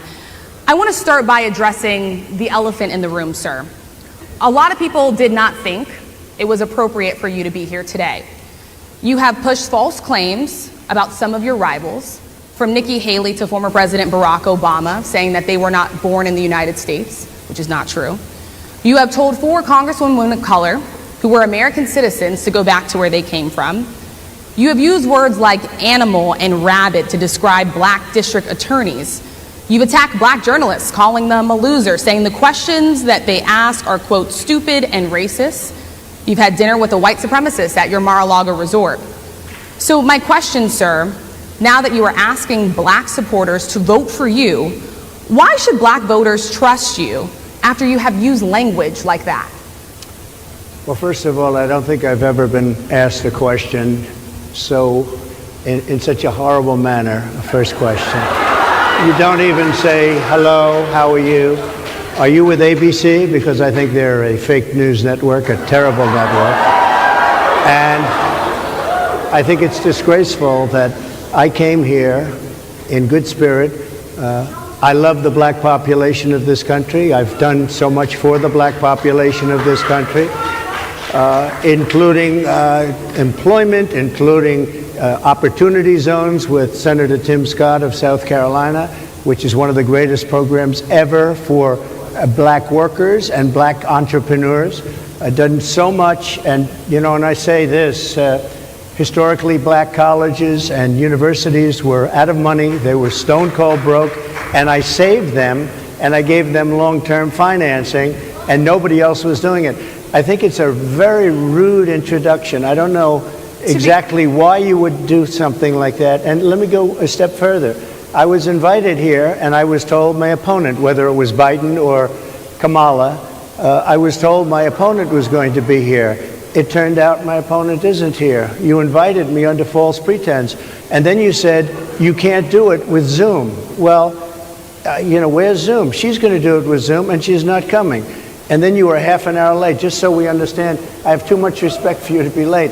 They couldn't get their equipment working, or something was Mr. President, wrong. I would love think if you can answer the question on your rhetoric and why you I believe have that answered black the voters question. should trust you with another 4 I have years. been the best president for the black population since Abraham Lincoln. That's my answer. Better than President Johnson, who signed the Voting Rights Act? And for you to start off a question and answer period, especially when you're 35 minutes late because you couldn't get your equipment to work, in such a hostile manner, I think it's a disgrace. Let me just ask a follow-up, sir, and then we'll move on to other questions here. Some of your own supporters, including Republicans on Capitol Hill, have labeled Vice President Kamala Harris, who is the first black and Asian American woman to serve as vice president and be on a major party ticket, as a DEI hire. Is that acceptable language to you? And will you tell those Republicans and those supporters to stop it? How do you define DEI? Go ahead. How do you define diversity, equity, inclusion? Okay, yeah, go ahead. Is that what your definition? That is give me a literally definition the words then. Would you give me a definition DEI. of that? Give me a definition of Sir, that. I'm asking you a question, No, a you very have to direct define question. it. Define it for me, if you would. I just defined it, sir. Do you believe that Vice President Kamala Harris is only on the ticket because she is a black woman? Well, I can say no. I think it's maybe a little bit different. So I've known her a long time indirectly, not directly very much, and she was always of Indian heritage, and she was only promoting Indian heritage. I didn't know she was black until a number of years ago when she happened to turn black, and now she wants to be known as black. So I don't know, is she Indian or is she black? She is always identified as a black woman. I respect either one. I respect either one, but she obviously doesn't, because she was Indian all the way, and then all of a sudden she made a turn and she became a black person. Just to be clear, sir, do you believe that she is... I think somebody should look into that, too, when you ask, continue in a very hostile, nasty tone. It's a direct question, sir. Do you believe that Vice President Kamala Harris is a DEI hire, as some Republicans really don't have know. said? I mean, I really don't know. Could be. There are some, and there are plenty. I know this lady right over there, Harris, is a fantastic person who just interviewed me at length. And we had a great interview, I think, and I heard you got very good ratings on that Well, interview. you told me it was the longest one of your life, so we had a good discussion. Look, I want to talk about why you're here today. I mean, it is not lost on us how divided we are as a country. And as you were coming today, we really got to see that we are divided along the lines of race, along the lines of gender. And there is this question of, in this moment where we are, why come here? What is your message today? My message is to stop people from invading our country that are taking, frankly, a lot of problems with it. But one of the big problems, and a lot of the journalists in this room I know and I have great respect for, a lot of the journalists in this room are black. I will tell you that coming from the border are millions and millions of people that happen to be taking black jobs. You had the best. What exactly is a black job, sir? A black job is anybody that has a job. That's what it is. Anybody that has a job. All right. And Mr. President, they're taking the employment away from black people. They're coming in, they're invading. It's an invasion of millions of people, probably 15, 16, 17 million people. I have a feeling it's much more than that. And everybody's been seeing what's happened. The first group of people, the black population, is affected most by that, and Kamala is allowing it to happen. She's the border czar. She's the worst border czar in the history of the world. There's never been a border czar like this. She's never even essentially been. She said she was there once, but not the right part of the border. So she was a border czar. She's done a horrible job. These people are coming into our country, and they're taking black jobs and Hispanic jobs And frankly, they're taking union jobs. Unions are being very badly affected by all of the millions of people that are pouring into our country. And one thing, as we discussed, many of these people are coming in from mental institutions, from prisons, from jails. They're gang members in other countries. Other countries are setting loose their prisoners. They're opening up their prisons and their mental institutions, and they're taking their bad people, drug dealers, gang members, and they're bringing them into the United States. And by the way, their crime rate is going down, and our crime rate is going to be a disaster. Mr. President, I want to get into how you address some of the issues with black communities. And I say that plural because we live in communities of color that are different. We're not all the same. We don't vote the same. We don't think the same. True. It's not monolithic.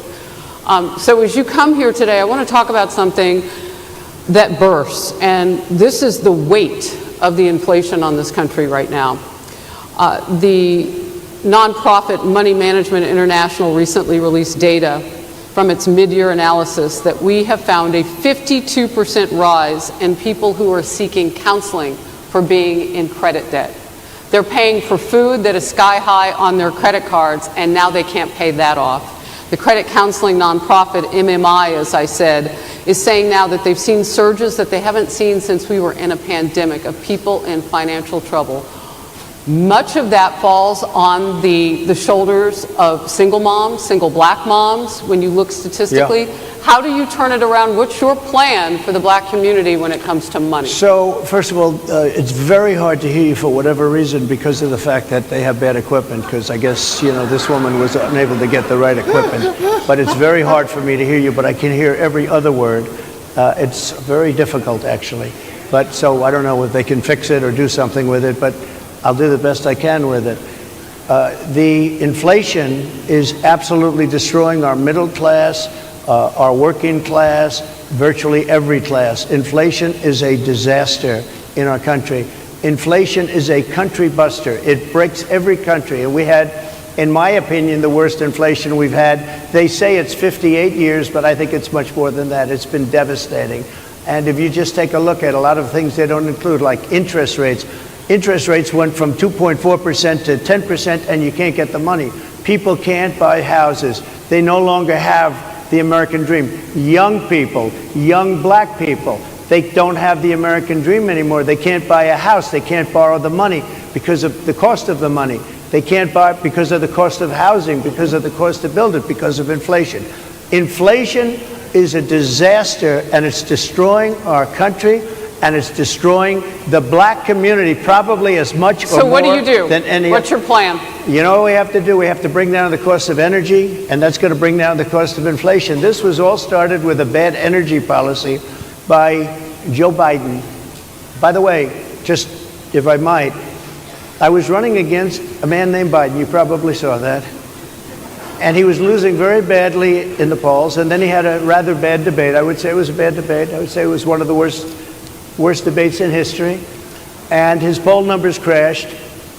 And instead of saying, let's keep going and maybe something happens the other way, they said, oh, we're going to replace him. Let's just replace him. That's like you're in a fight, a prize fighter's in a fight. He's not doing what you say, let's bring in another fighter.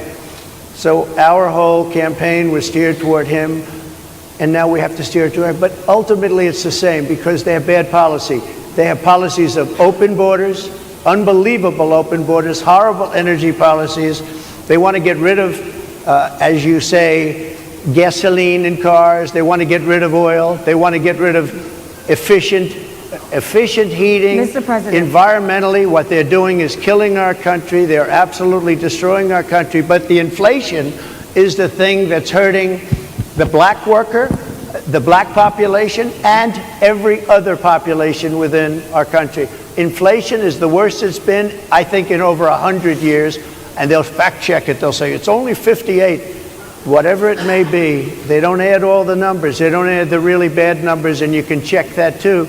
But inflation, Harris, is absolutely destroying this country and the people in our country. Yes, Mr. President, can I ask you another question Yes, that is also impacting black Americans? And that's very clear now. Good.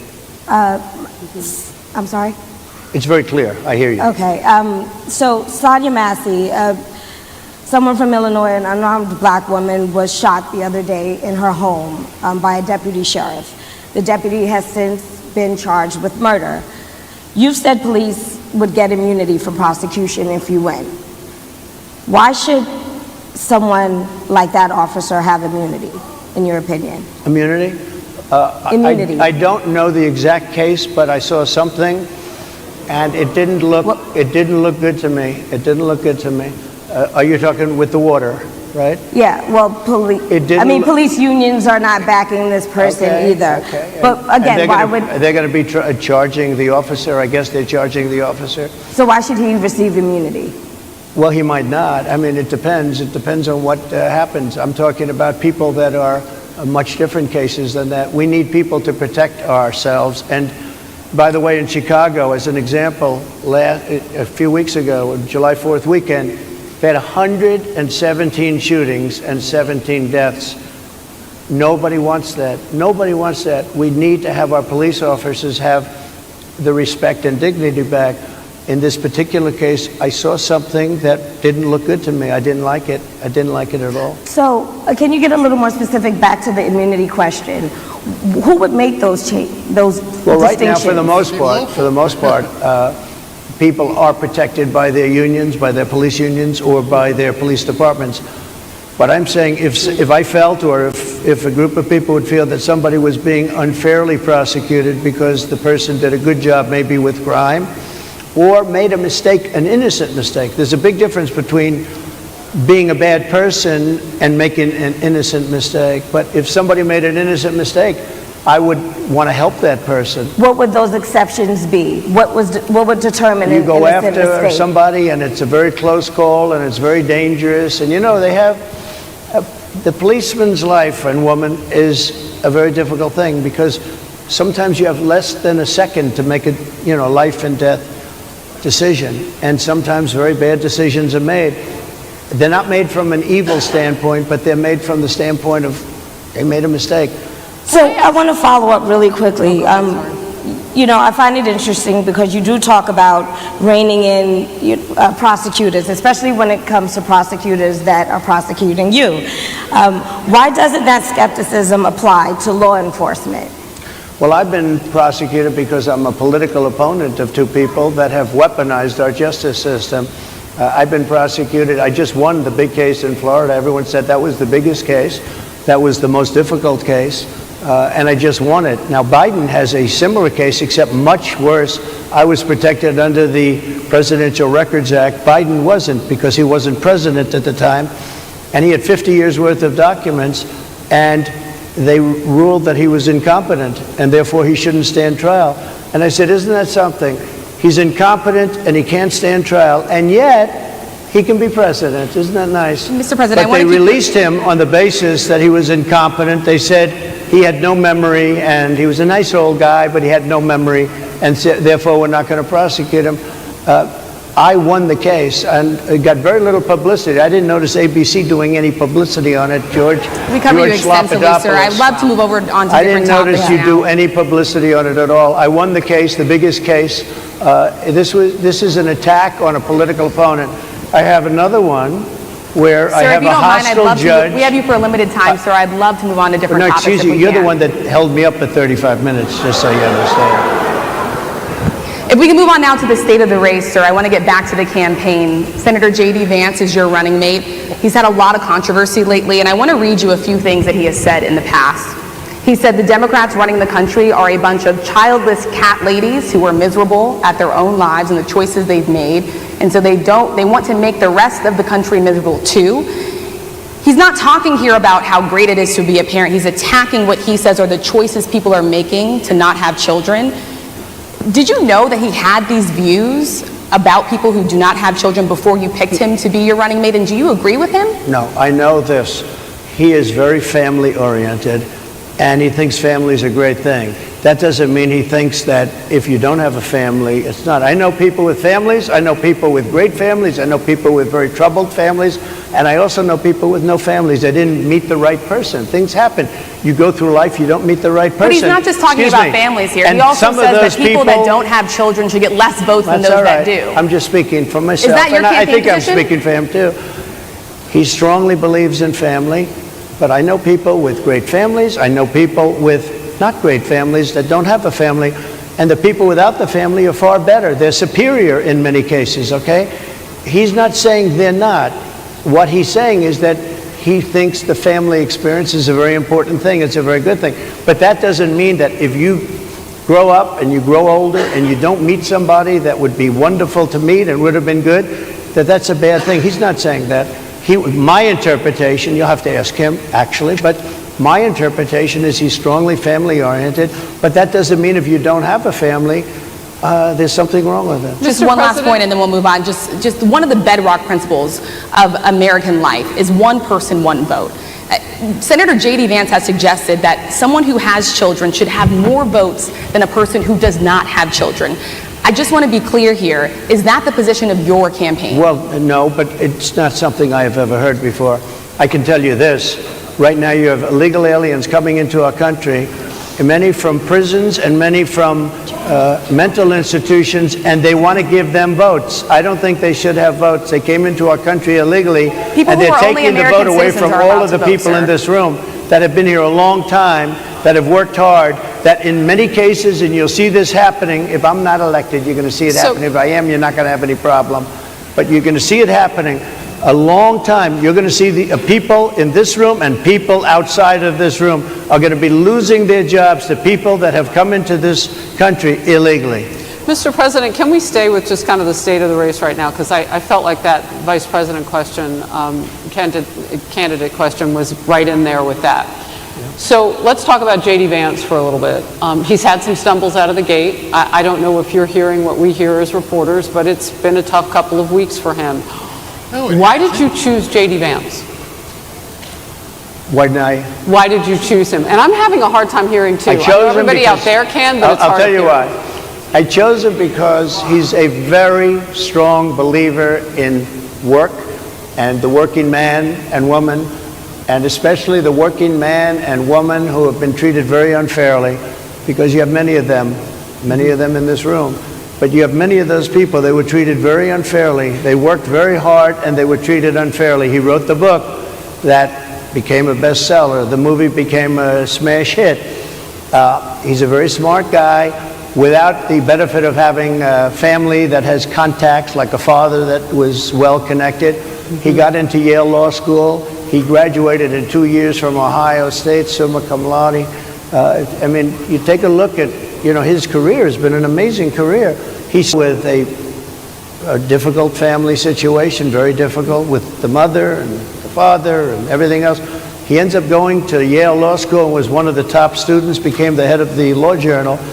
I mean, it's an amazing thing. He's a 4-year, he was in the military with great distinction for 4 years, got out, went into business, became successful in business, very successful in business actually, did public offerings and other things. And I have to believe in that. I mean, he's somebody that was born in a rough situation. Most of the people know that situation because it was very well documented in his book.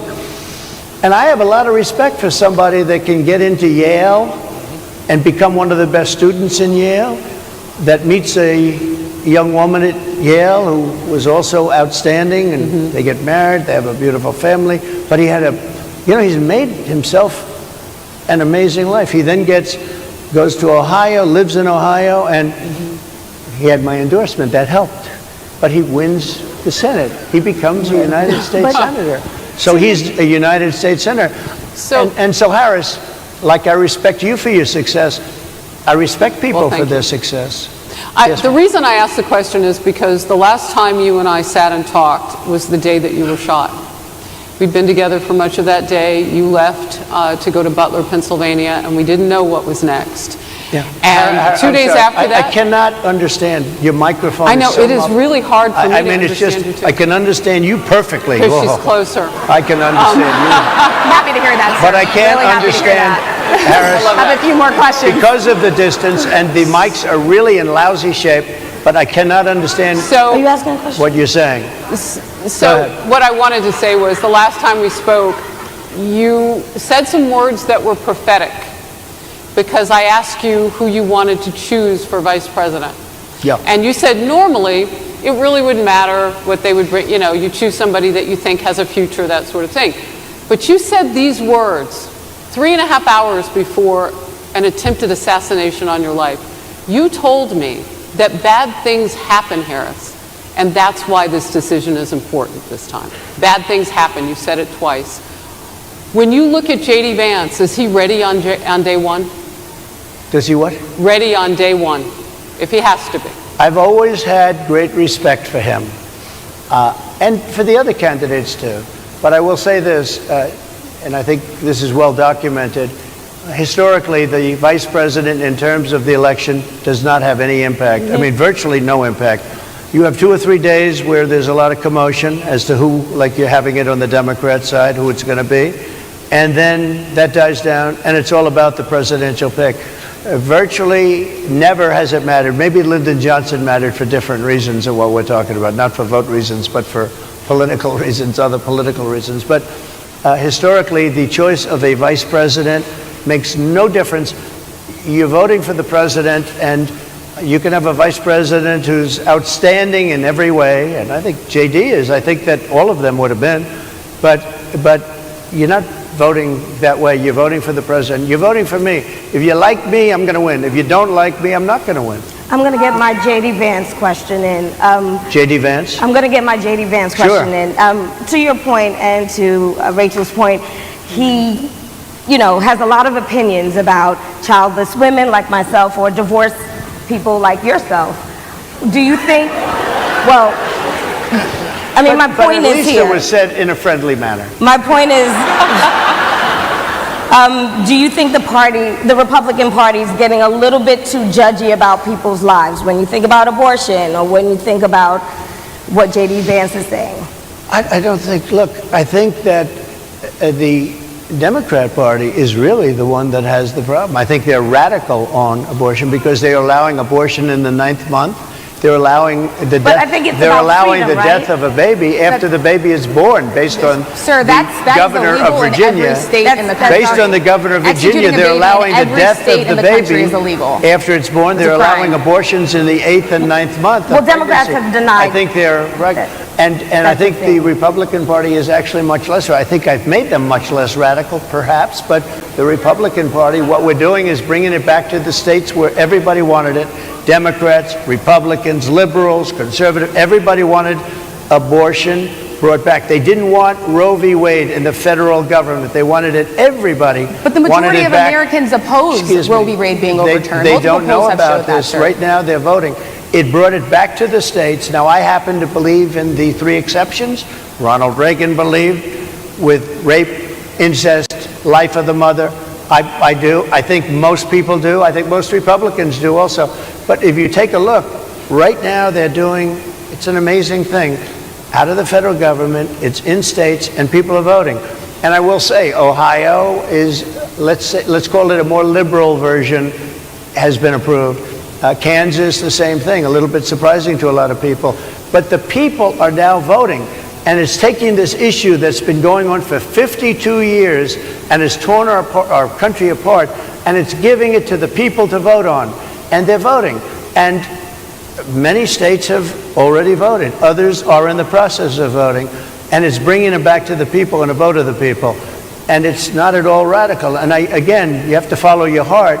I happen to believe in the 3 exceptions. Most people believe in the 3 exceptions. Most Republicans believe in the exceptions. But they don't want to see an abortion in the 9th month or the 8th month. Almost everybody agrees to that. And they certainly don't want to see, in the case of the governor of Virginia, the former governor, I might add, who said, we set the baby aside and then we decide what to do. Meaning, what do? We execute the baby. That's a radical, horrible position. And some people want that. I don't want it. Most people don't. Thank you. Can I just pivot really quickly to another question about, you brought up health, Harris. You're an active man. We see you golfing all the time. But if you win, you'll still be president at 82, which is older than Biden is right now. But not mentally. Look, mentally. Here's the question. He's shot. But most people. Most people I know many people in their 80s and their 90s that are in great shape. Some of our greatest leaders. You look at throughout the world history, the greatest leaders, some of the greatest leaders in the world were in their 80s. But here's the question. Would you consider stepping down if you felt that your health was declining? Or would you? Oh, absolutely. And who would make, I think I'd know. How would you make that decision? I think I'd know. Look, if I came onto a stage like this and I got treated so rudely as this woman treated Oh my goodness. me, and I'm fine with it because she was very rude, sir. Very rude. That was a nasty, that wasn't a question. She Sir, didn't ask me a question. She gave a statement. That wasn't a question. I repeated your answer the statement, sir, question. actually. You said you would. You would Oh, make that absolutely. decision If I to step thought down. that I was failing in some way, I want people to be sharp. I'll go a step further. I want anybody running for president to take an aptitude test, to take a cognitive test. I think it's a great idea. And I took 2 of them and I aced them. Well, can I got just- 'em. I took 2 of them. But let me ask you. Yeah. I would like to have people running for president, and I don't mean because they're 75 or 85. I think anybody running, I'd like to do it. People say it's not constitutional. I would like to have something passed where you can do it. Yeah. I think we should know. I mean, I've watched what's happened in the last couple of years under this gentleman, and our country is a mess. We have inflation. We have the millions of people falling in. We have Afghanistan, which was the worst, most embarrassing moment in the history of our country. What he has done to our country, and her too, what they've done to our country. She has been a horrible vice president. She's considered the worst vice president in the history of our country. Don't mean to interrupt you, but would you consider taking the cognitive test? Mr. President. I would love to and do make it. it public. Well, I've already taken 2 of them, but I'll do it again. Mr. I President, suggested, how do you intend to... I suggested, Harris, that let's take one. I said, Joe and I will go and take a cognitive test. Now, I'd do it with her too. I would do it with her also. You know what? She failed her law exam. She didn't pass her law exam, so maybe she wouldn't pass the cognitive test. Mr. President, are you saying she wouldn't pass? Just to be clear, I'm just giving you the facts. To be clear, you don't think I'm Harris just would How do you giving the intend, facts. She and didn't look, pass her bar exam, and she didn't think she would pass it, and she didn't think she was going to ever pass it. And I don't know what happened. Maybe she passed it. I She guess did pass it. There's a She man did- over she here. did I in fact think pass he it. must work for Mr. her. President, I would love to ask you about January 6th. You've called yourself the candidate of law and order. Yeah. When Time Magazine asked you if you would consider pardoning all the rioters, you said, yes, absolutely. Sure. You called them patriots. 140 police officers were assaulted that day. Their injuries included broken bones, at least 1 officer lost an eye, 1 had 2 cracked ribs, 2 smashed spinal discs, another had a stroke. Were the people who assaulted those 140 officers, including those I just mentioned, patriots who deserve pardons? Well, let me bring it back to modern day. Like about 5 days ago, we had an attack on the Capitol, a horrible attack on the Capitol. You saw the people that were protesting and spraying these incredible monuments, bells, lions, all these magnificent limestone and granite with red paint, red spray paint that will never actually come off, especially in the limestone. It will never, I'm a builder, I know about this stuff. It'll never, you'll see it in 100 years from now. They viciously attacked our government. They fought with police. They fought with them much more openly than I saw on January 6th. What's going to happen to those people? What's going to happen to the people in Portland that destroyed that city? But sir, my question is on those. What's going to happen to my the people question is that on tried those to burn rioters who assaulted Excuse me. officers. You have to Would ask, you pardon what's those going to people? happen? Oh, absolutely, I would. You would pardon those? If they're innocent, I would pardon them. They've been convicted. And by the way, the Supreme Court just well, they were convicted by a very tough system. How come the people that tried to burn down Minneapolis, how come the people that took over a large percentage of Seattle, how come nothing happened to them? How come the But people sir, we're that... talking about people that were seen beating officers We're talking with about federal flagpoles, buildings. dragging them down the stairs. They're on video. Have you seen that Really? video, Oh, sir? really? Well, they you would shot- pardon those. You would pardon those rioters? They shot a young lady in the face who was protesting. They shot her in the face. You know, nobody died that day. You do know that. But people died in Seattle. Nobody died, but people died in 140 Minneapolis. officers You know were people died in assaulted that Minneapolis. day. And nothing happens, and nobody ever talks, and nothing happens to those people. But you went after the J6 people with a vengeance. And I'll tell you what, what about the cops that were, and I'm all for the police, as you know, but what about the police that are ushering everybody into the Capitol? Go in, go in, go in.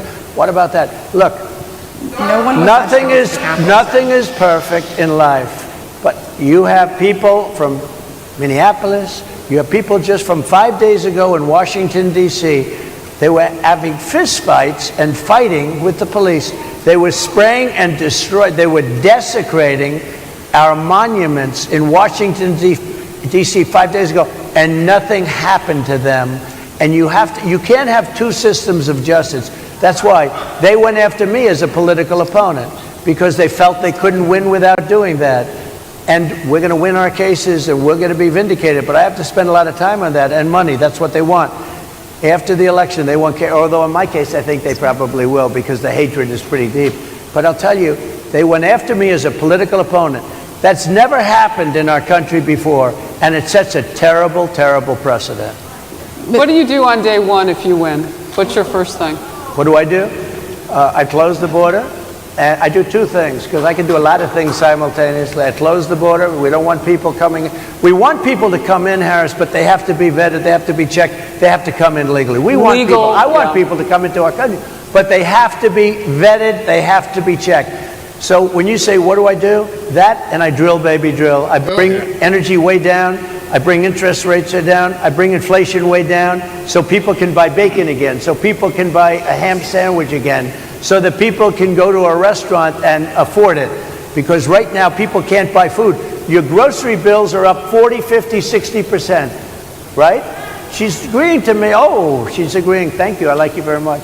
Mr. President, I think we are. But it's true. Your grocery bills are up. And then they're mandating that you buy an all-electric car. You know, Elon Musk endorsed me, and he's a friend of mine. He's a good guy. He's a smart guy.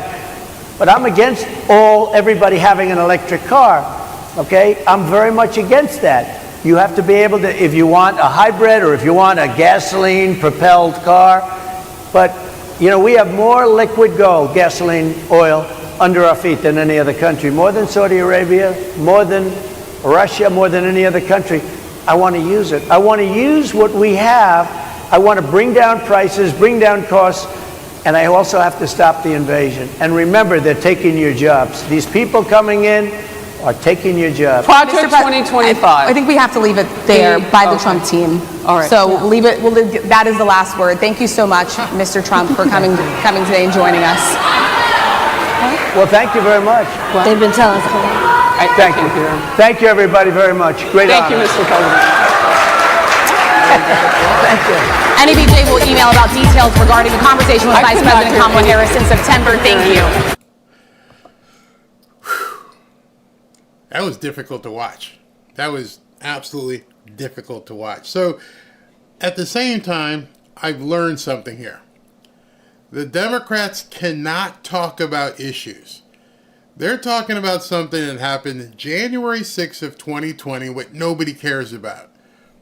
I took two notes.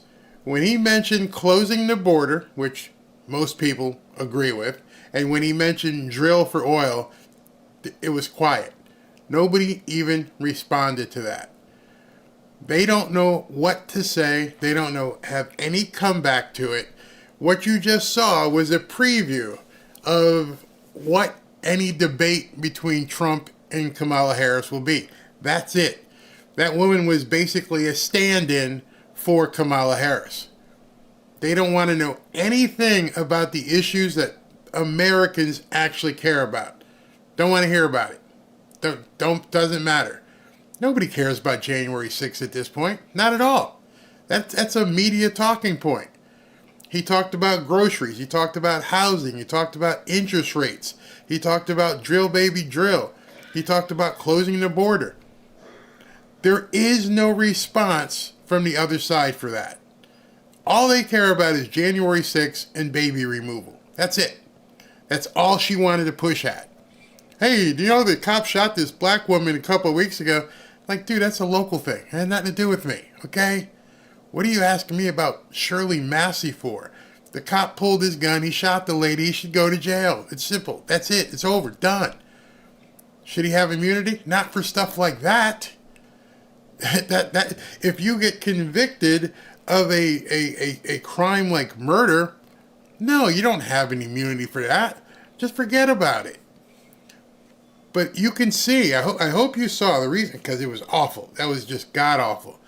But that woman was the stand-in from Kamala Harris. She was told, focus on these questions. Harris Faulkner, she was useless. They had an agenda. Their agenda was to pin him down on the stuff that Kamala Harris wants to talk about in the debate so that she could bring it up again. And whoever's going to moderate whatever these debates are, those are the types of questions they are going to ask. They are not going to ask about the issues that make America great again. They are not going to talk about those things that people actually care about. You sat there, you held that man 30, 45 minutes. You know he's busy. You know he's got to be someplace by 5:30 to talk to people who really care about America. You don't care about America. I can go on Twitter right now. I already know what people are going to be saying. They're going to be saying racist and this and that. Not going to talk about the economy. Not going to be talking about immigration. Not going to be talking about national security. None of it. And that's exactly what they want. That's exactly how they're going to basically... I'm telling you, when they do have a debate, that's the prep tape. Right there. Just roll that, because this is what they're going to do. Because you could imagine if ABC or one of these moderators is the one asking the questions, that's how they're going to come at him. So, in 1920, January 6th, nobody cares. But they don't care. They're going to ask the questions that help Kamala. I don't even know how that helps Kamala at this point, because it doesn't make any sense. And then when he got into the meat and potatoes about immigration, about drilling, it's like these people don't know anything about it. About gas prices, about grocery prices. They just sat there. In that regards, you know they have nothing to talk about. That's why I've been saying this thing should be a landslide, because Kamala Harris and these people like her, this woman you just saw, can't talk about the issues that people actually care about. It's easy to get up there and try to force your way into a conversation. I only want you to talk about this. Nobody cares, unfortunately. Yeah, that woman got killed by that stupid cop. But realistically, nobody cares about Shirley Massey, except her family. Horrible incident. The guy should have never shot her. I understand. But if you're going to ask a presidential candidate about a local shooting, that's what's on your mind? You're going to ask a presidential candidate about J.D. Vance not liking or saying... I'm telling you, you just saw the debate. That's it. The lady in blue was nasty and unprofessional. It's okay if you're homeless as long as you want to do baby removal. Yeah. Never get in the way of the enemy when they are destroying themselves. I feel awesome. He rocked it. Yeah, they're going to... You asked me to come here and you want to talk about J.D. Vance. Why don't you ask J.D. Vance? He would have come. Hey, sir, were you insulted because he's promoting the family? How many kids you got? None. You married? No? Okay. Yeah, you're one of the cat ladies. You called us weird. He called you cat ladies. Okay, deal with it. Is that a presidential issue? Are you telling me you are so trivial that that's a presidential issue? I guess so. If your candidate is out there twerking at campaigns and embracing drag queens and dancing with... This is where we are in America. It's sad. That's supposedly a journalist. Let's never use that word about these people ever again. Yeah, these idiots don't get it. The man survived an assassin attempt and they think he's going to be scared. Notice they didn't want to talk about that at all. If Harris didn't even bring it up, she's like, I interviewed you, blah, blah, blah, and you said this might happen. But they didn't want to talk about that. Hey, the biggest news of the week, Secret Service just lied. Hey, listen, what would you do to revamp the Secret Service? What would you do about the Department of Education? Nothing. They don't care. It reminded me of The View. The lady in blue was so rude calling President Trump Mr. Trump. Yeah, on purpose. I've been married 3 times. Never been happier than the last 20 years alone with my cat. 17 people died on July 4th weekend. He brought that up. He said, 100 people got shot, 17 people died on July 4th weekend. We got to stop this. What? You guys don't care about this? Seriously? You don't care about the violence taking place in the cities? You're worried about being called cat ladies? That's what bothers you? And you think that right now this woman has the polls that show her competitive with Donald Trump when this is what they're focused on? The reason why those poll numbers are the way they are is because of people like that. They are shielding her. They are not asking the right questions. They are not going to ask the right questions. So if I was Donald Trump and they said, listen, we'd like to have a debate with you. Okay, I don't need to see the questions, but I only want to talk about the issues that Americans have said are their top 5 issues. That's it. You can formulate any question you want. I want to talk about housing. I want to talk about immigration. I want to talk about border. I want to talk about retail prices. I want to talk about the 5 issues that matter most. Project 2025, why are we even talking about that? Why are we even discussing it? Nobody cares. All right? That's something you're trying to make as a talking point. It's embarrassing. Absolutely embarrassing at this point that they would even talk about that crap. Yeah, everything is about race. People are tired of this crap. It is a shame. Nobody wants to talk. You know what? It drives me nuts because these people have to buy gas. They have to buy groceries. They have to have family members who are buying groceries and food. And I'm sure, I am absolutely positive, there are some people in that room who definitely wanted to clap. I guarantee you there are people in that room going, yeah, he's saying the right shit. He's saying what needs to be said. I just can't clap because these people here might see me. But I'm sure there are some people in that room who said, yeah, this man's talking the truth. He's absolutely right. We shouldn't have 100 kids shot every weekend in Chicago. Talking the truth. We should be able to get interest rates. He even mentioned black people can't buy houses. Black people can't get mortgages. Didn't want to talk about it. But you want to talk about stupid shit like cat lady stuff? I'm embarrassed because I hope they're playing a role. Because those of you who are white, I can tell you as a black man that that's insane. Every single person I talk to cares about being able to afford the basic necessities of life. People want to be able to afford gas. They want to be able to afford groceries. They want to be able to buy a house and get a mortgage at a good interest rate. That's what people want. I'm embarrassed because they're trying to let you think that black people only care about baby removals. They didn't talk about Ukraine. They didn't talk about Israel. It makes me sad because I'm thinking, how stupid are you making us look as a people to think that's what we care about? You had the chance to talk to a top presidential candidate about everything under the sun. You could have talked to him the stuff I said. You could have talked to him about the wars. You could have talked to him what would happen in Iran yesterday with the Hamas guys getting taken out. You could talk to him about Venezuela. You could have talked to him about everything that people are seeing. And what did you talk about? Cat lady stories. And you talked about the stupidest crap out there. January 6th. It's over. That's just how I feel. Yeah, you're right. White people, unaliving babies. That's it. They're playing the race card because that is literally all they have. That is literally it. And Cynthia, you're right. White people can't afford housing either. They don't care. What can you do for us?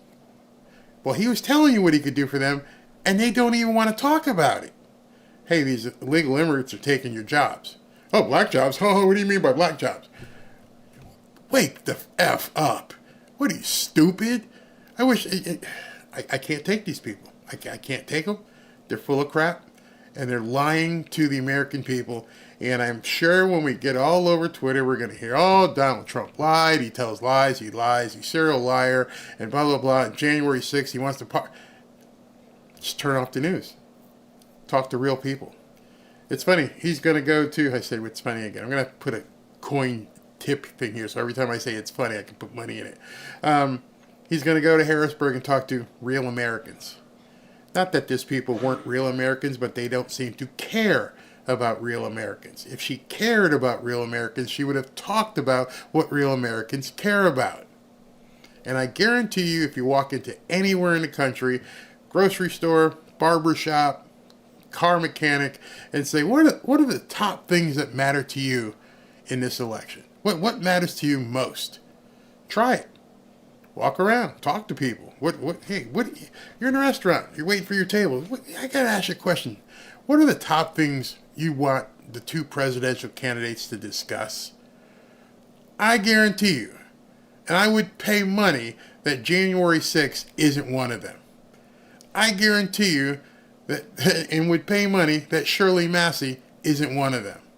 I guarantee you, and pay money, that none of the stuff that they talked about is what people actually care about.